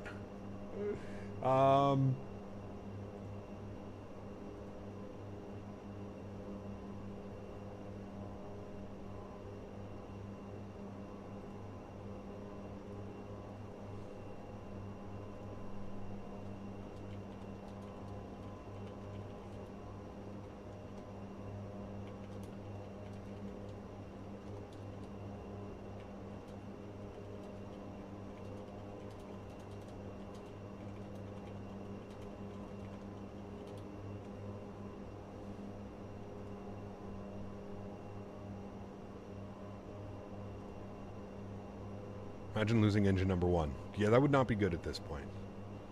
Then we'd be in a little bit of trouble. Little bit of trouble, chat. Just a little bit. Okay, let's start working on some things here for our approach, shall we? 1103 and 196. 1103, go to RMS. Go to nav 1103. Good, throw that into there. And then our minimum's 293. We need to set MDA on this guy. Thank you. And then we need to set MDA on this guy. Thank you. And we're going 298. So 300.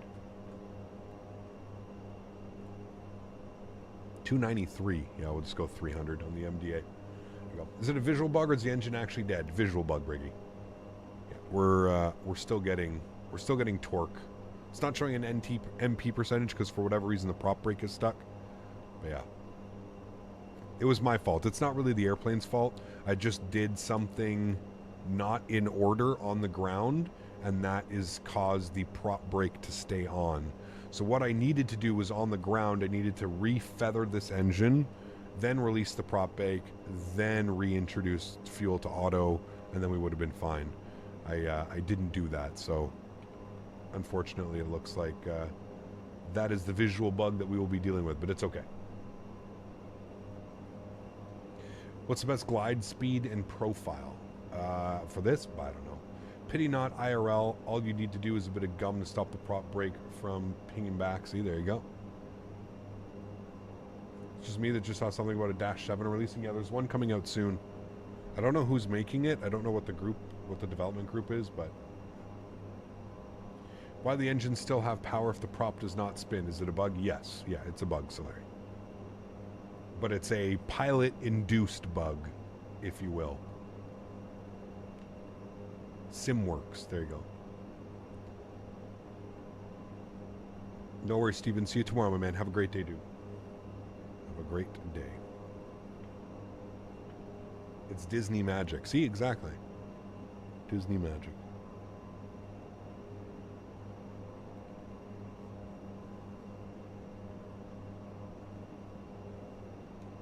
It's kind of like a Dash 8 Kraken, but it's also very different. It'll be nice to have the landing gear, you know. The only thing is it has 4 engines, and it's smaller than the Q400, which is weird.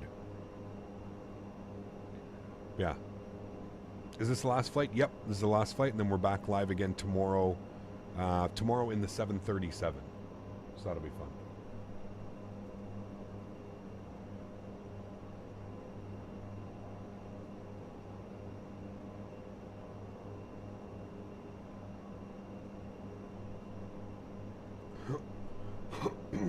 still have your dog? Yep. Daisy. She's right here, sleeping beside me in her bed. Daisy. Remember the Continental used to fly with a bunch of dashes? Yeah. Yeah, there was a lot of carriers that operate. The problem with the Dash 7 is it's so old, nobody uses it anymore, right? It's the whole North Island? What do you mean? Oh, the whole north of the island? Because we're not looking that way. Beautiful views out there, chat. I think the views are actually nicer on this side, but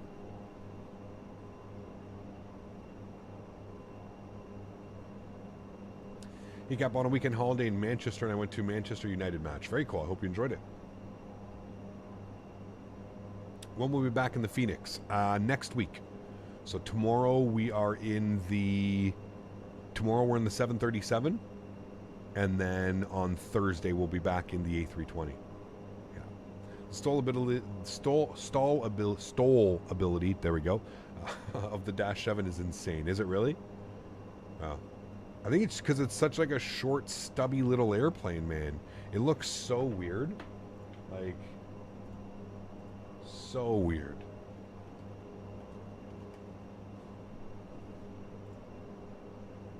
Like, look at this. Look at this airplane. It's such a weird airplane, man. Like, it's cool. Look at that. Who used to fly this? Dash 7 with the was that... Who's this? 4-engine stall regional airliner. What airline is that? With the Canadian flag on it. Oh, don't you know Air Wisconsin? Air Wisconsin. Fly some retro Air Wisconsin apps. Such a weird airplane, man. It's kind of cool. Surveillance. Canada. I didn't know. Are they still operating that? The Antarctic. Could do some Antarctic ops. Like, what airline is this? Was that like Jazz back in the day? Or is that like the... Was that like the Canada livery? It's kind of cool, actually. It's pretty sweet. But such a weird airplane. Weird looking airplane, man. It's a Dash 8 on drugs. Yeah. Shorter. Fatter. It's weird. The Lockheed Jetstar is a weird looking plane too. Yeah. That's a Canadair? Got you. Okay. Air Tindy flies them in Canada still? Damn. Okay. Looks like a de Havilland house. Got you. That's what I was... Yeah, that's what I meant. Thank you. It's like a mini Herc. I mean, it'll be fun. I'm sure I'll pick it up. Like you said, I think... Hold on. Can I find where Les sent me the... Where did Les send me that last night? Les sent me this.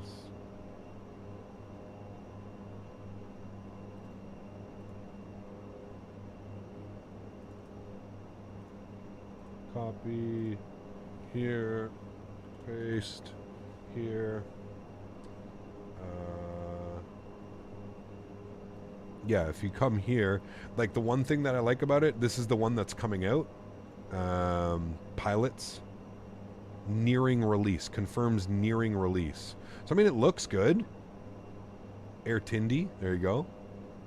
One of the operators of it. Air Tindy right there. So, I mean, it looks good from the inside. I mean, it looks old school as hell, right? I like that they've done like the... It looks like they have like an RNAV button, an approach, a nav, heading, altitude, alt, cell, vertical speed, IAS hold. So, I mean, it could be fun. Could be fun little airplane. This is what actually... Now, is this a mod? Or is this the default one that comes with it, Les? Is this, like, is this the GTN 750 mod that you have to pay for externally? Or is this coming with the airplane? Is this part of, like, the Microsoft GTN stuff? I don't know if it is or not, but... I mean, that's kind of cool that they have this set up. You know? That's the TDS, so that's the... Is this the free one, though, Les? Or is this the one that you have to pay? Need to buy. Okay. So what's it shipping with, then? See, that's again, it's kind of like a... You know, I have to buy an external FMS to... I don't know, man.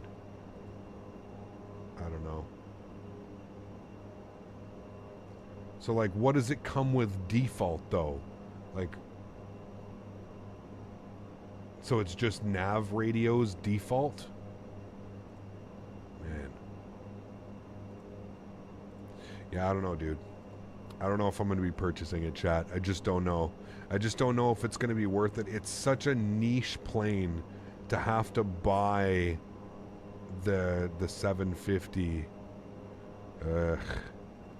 Like, it's cool and everything. It looks good, but, like, how much does this one cost? What runway do we depart? Runway 5. How much does that cost, Les? 17 miles till top of descent, chat. Do a WestJet. Fuck's sakes, man. Guys, just repeating. Do a WestJet. Do a WestJet. Was it the Dash 7 that proved that runway could be built in London's Canary Wharf that eventually became EGLC? Could be. I don't know. I think it's $40. Okay. I'm wondering if somebody's going to make a mod for it less. What are... Can't you... Didn't somebody make a 750 mod that you can download for free? I'm almost positive somebody did. Or is it the 1000? But it's the actual Garmin trainer? Okay.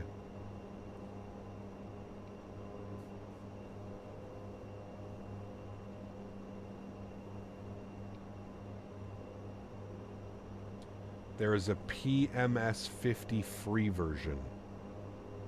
I'm all about free. Especially for something like that I'll really only use for that airplane. You know what I mean?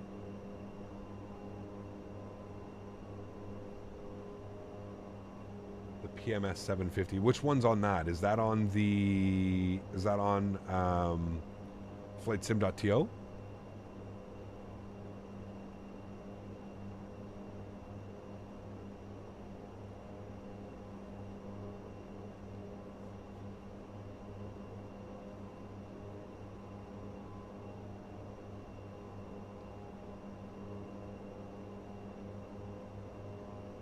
On his website? Okay.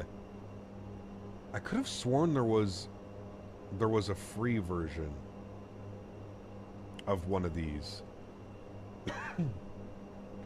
Like, wasn't there a group of guys that, like, on the, like, through the marketplace that you can... I'm almost positive there is, man. I thought there was, like, a group of them that you can download off the marketplace. Yeah, that's it. The TDS, the GTN, the... Wait. That's the payware one. Okay, I thought there was one on FlightSim.to or through the marketplace that allowed you to, that had it for free. Because I keep updating one, and I can't remember if it's the 530 or something like that, but I keep updating one through my marketplace. There's updates that come out for it all the time. So I don't know. 2,000 feet in here. Good. Cap, do you like potato chips on your sandwiches? Sometimes, depends. That's the working title one. Okay, and would that not work? What's wrong with the working title? Wouldn't working title work as well? Chat, what is this? What is this whole, like, is this a lake, like a riverbed here? It comes, I saw this earlier when we were flying. It goes, like, all the way out to there. Just a crazy, like, runoff from the mountains? Looks like it. They don't do a 7... Okay, it's the 530 and G1000. Got you. Okay, thank you. That makes sense. Vertical speed. Descend at about 500 feet per minute now. And then we'll wait for our profile to catch back up. There it goes. We'll go into VNAV descent now. Pull the power back slightly. Is your engine cut out? Yes. We hit a bird strike on departure, but we carried on. No, I'm joking. The engine is working. It's just a visual bug. Visual bug. That's the Waitaki River. Okay. It's pretty badass. Now, is it like... Is that like sand and like areas up, right? That's like, it's like, does weird... It's pretty intense, man. Do you like go fishing out of there? Can you go fishing? Doesn't look like you can put like a boat or really anything in there. Is this all like marshland? Like I'm guessing? Like all of this that you're looking at, it's kind of all like marshland and stuff.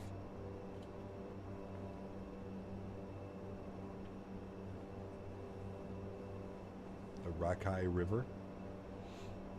When GMTT comes to the sim, Evis, we'll have to do the TDS because, well, it's MTT and you'll have to practice. Maybe. We'll see. You'll have to give me some lessons. Go take it into Toronto City. Mike Tango Tango.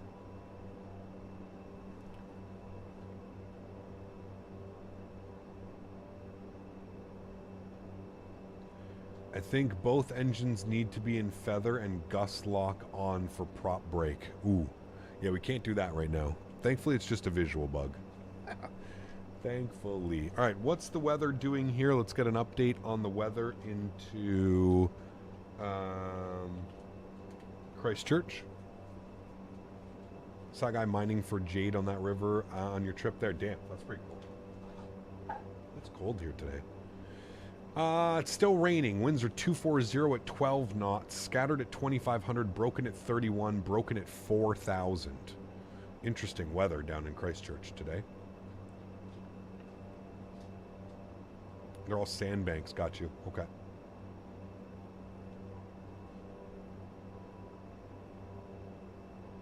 Did you guys see the co-pilot? Who are you doing? What are you doing? Hi. What do you need? What do you need? Oh. Are you a nice girl? Did you get 5-5? Oh, thank you. Hello? Do you need to see? Did you saw the stream? Oh. Did you come see the stream? Did you say hi? What do you want? Do you speak? Speak. Do you want to go onto the balcony? Oh, yes. You want to go to the balcony? Can you speak? She wants to go out onto the balcony. She gets to, in the afternoons, the sun comes out in the balcony out front, and it's one of her favorite places to go, is to lay out on the balcony. You guys, if you've been watching my streams for a while, you know. Give me a second. I'll be right back. I'm going to go let her out. Kraken, 6 months. Thanks, man. This is one step closer to the leaf. Oh, baby. Huge no floaties to you, man. Thanks for your support, dude. Appreciate you. Give me 1 second, chat. I'm just going to go let her outside. I'll be right back.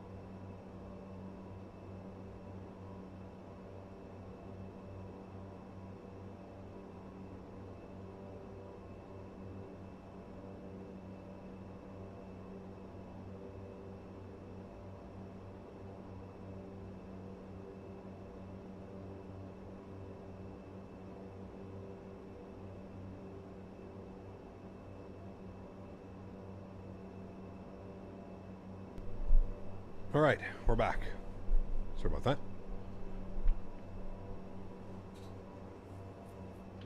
We are descending, and I believe we just went through 10,000 feet. Correct, we did. So we'll go ahead and get our landing lights on.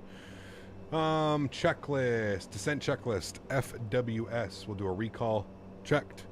Landing elevation set, checked. FMS nav data and performance has been checked. Decision height is in. Arrival briefing has been set. Approach checklist will be next. We can start that already. We can get our seatbelts on, landing lights on. Altimeters have been set as well. Did we set the altimeters? No. What was the weather? 1021. We'll set 1021. 1021 is set. Good. Cabin altitude set and checked. Wonderful. Next will be our before landing checklist. Good. We're going to get into a little bit of soup here, chat. It is raining down there, so we'll get a little bit soupy. I'm going to sync this up. We're going to be turning to a heading. What is intercept? It says here 196 is intercept. So let's go 196. Let's go like 150 or something to intercept. Should be good. Once we get to BiDev, I'll send us on an intercept heading like that, down and in. It should be good. Temperature outside is showing 3 degrees. We might want to put on a little bit of anti-ice when we get a little bit closer. We'll see what it looks like.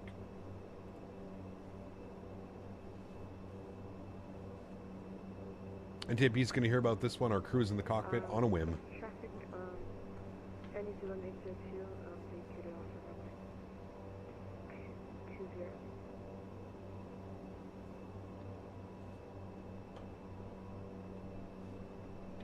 20. Alrighty, and once we land, we can pop up in GSX. Once we land, we're going to land at Christchurch, and we're going to go to parking. Oops, not parking. Never mind. NZCH, and we want gates, and we're going to be NZCH gates, and we want gate 6. There we go. So they're going to be waiting for us at gate 6. Sweet. Looking good. Descent is going well. Once again, once we make that right turn, I will then put us onto heading mode, and I just need to get our couple more information in here. We want to be 196 on the approach course. 196. Good. Can we check live time again? Sure. 420 Mike is 5 miles out. Runway. I mean, we can do that if you want. This is real time, live time. Live time, live weather. He's down there. He's doing okay. I'm going to start slowing us down here a little bit, because you can see there's an aircraft right out there in front of us. So we're going to slow ourselves down. You can choose gates in the air now. Yep. Yeah, as long as you're running the most recent version, Jeff. They added that quite a while ago, actually. Yeah. All right. Cabin crew's advised. We'll leave that like that for now. Bring our sounds up here a little bit. Alrighty, cool. I'm going to switch us over to...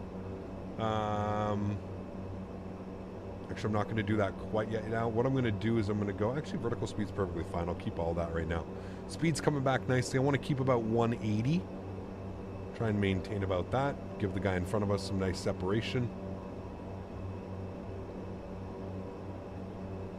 What happened to the propeller? Visual bug. We did something out of order and it caused a visual bug. I'm going to heading. Can I sync heading? Push to sync. Oh, I can. Cool. All right, let's go to heading mode now. And we're going to flip this to FMS 1, and then we need 196 on our course. 196.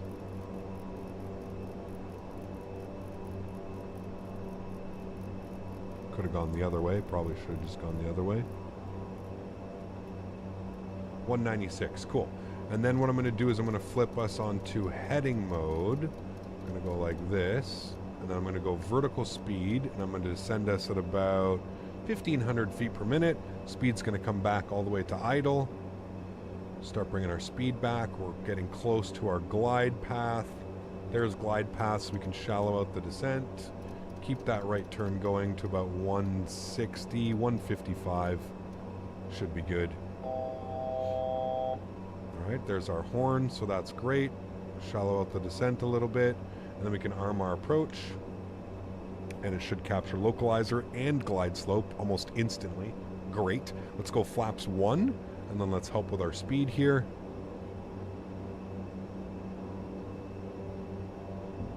All right, good. And it's rainy down there. Can't see much. It's rainy.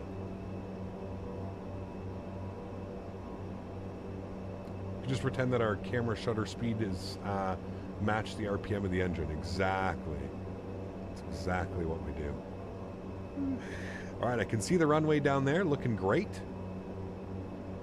Keep bringing our speed back now. Let's go ahead and go gear down. Landing gear. Make sure that our power management is in takeoff. Good. We're just waiting for flaps now. And we'll get the rest of our lights on as well. Beautiful.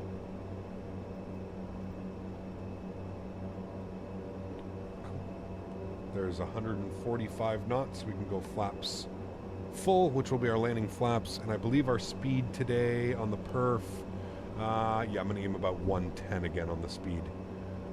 If you're having trouble landing this airplane, I suggest maybe not using the V approach speed that they give you.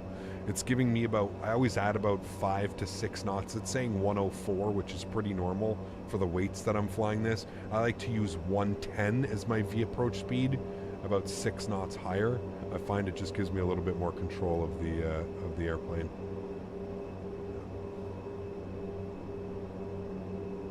All right, everything looks good. Everything is fine and dandy. You can hear the inner marker or outer marker doing its thing.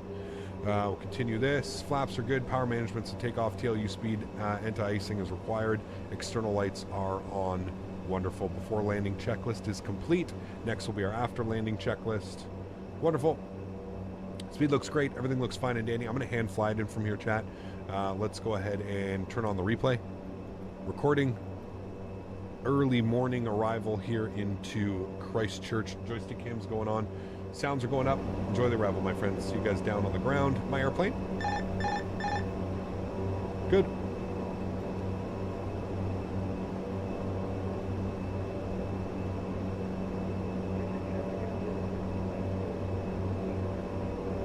A little bit windy. 17 knot gusting right now off my right side.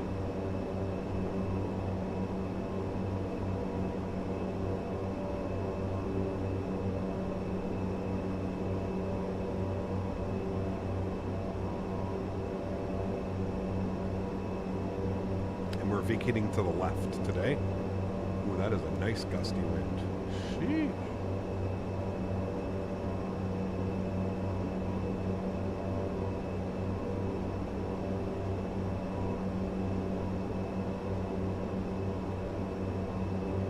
So we're bang on glide like diamonds. There we go. I was gonna say it's showing 3 red, 1 white.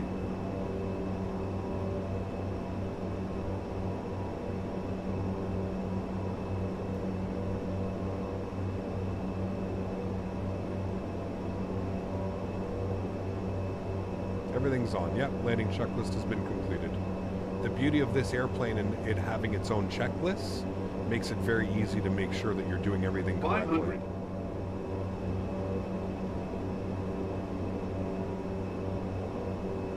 It's still kind of a trip to be taking these approaches so slow. Like it feels really weird going from like flying a 737 to an A320 to flying an ATR.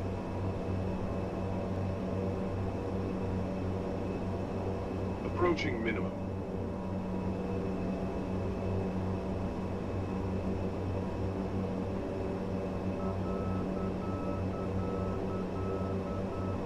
$200 minimum. Continue. Minimum.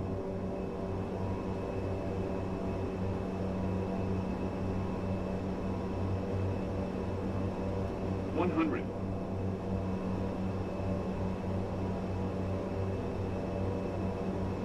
$50, $40, $30, $20, $10. We're reversers, nose down gently, maintain center line, into wind. Oh boy, gusty, gusty, nose that down. Thank you.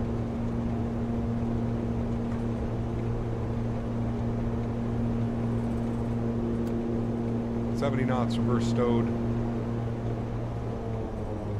Ladies and gentlemen, oh my, welcome down to Christchurch once again. Beautiful. We're not going to take this one, we'll take the left one. Man, this runway's bumpy. I never realized how bumpy it was. Checklist cocktail stowed. Vape is out.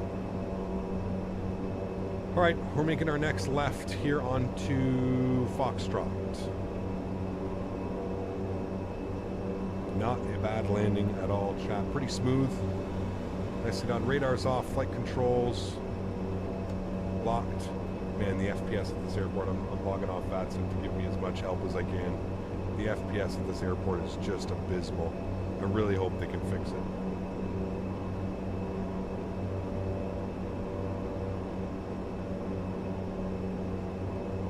Yeah, I agree. They really must like do some weird stuff with the mesh and stuff.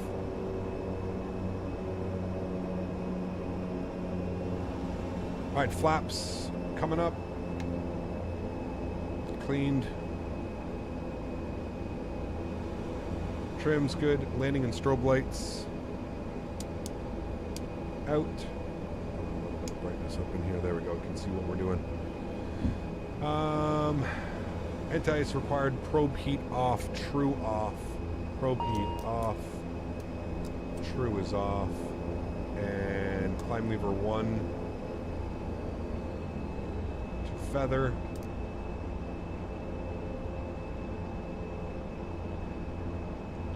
Stop our recording. Good. And we'll look for gate 6 all the way down here once again.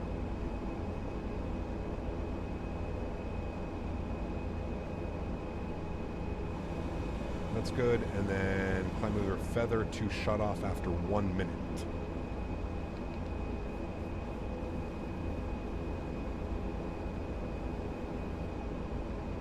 Take care, Jarvis. Hopefully I'll catch you tomorrow, man. I'm back in the 737 tomorrow.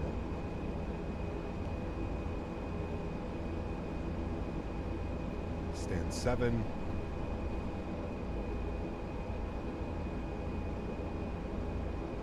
And stand 6 for us.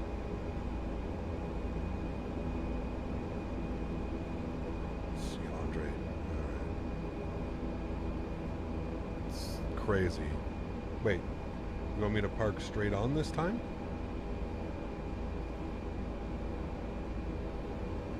I thought we had to like turn the airplane to some like crazy parking. What in the... Oh no, we do. I just absolutely butchered that. Okay. I saw the marshaller and I was like, wait, what the hell? Like, how the hell does this work? Or we're gonna go in like this.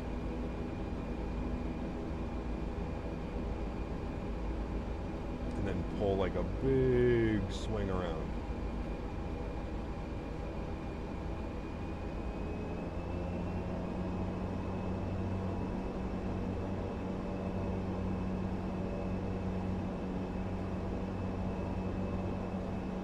Oh, it's doing that thing again where I can't turn. I gotta put this one back into auto, chat. It does this weird thing that you can't turn right.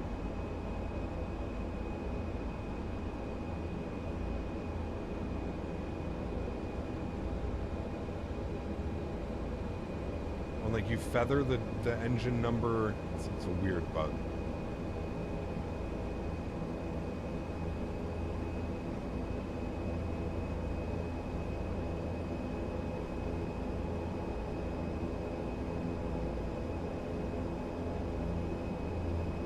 Actually find it almost a little bit too twitchy right now. After this update, I may have to go through and dumb down some of my controls when flying this airplane. Okay, we're just gonna put you all the way to off. That's fine. That's good. That's good. Done. It's gonna be parking checklist. Parking brake is on. Taxi and takeoff flight is out. Good. CL2 to feather. Good. Prop brakes on. So now it says ready. Are you spinning? Now you're spinning because gust lock was on. That's what we needed.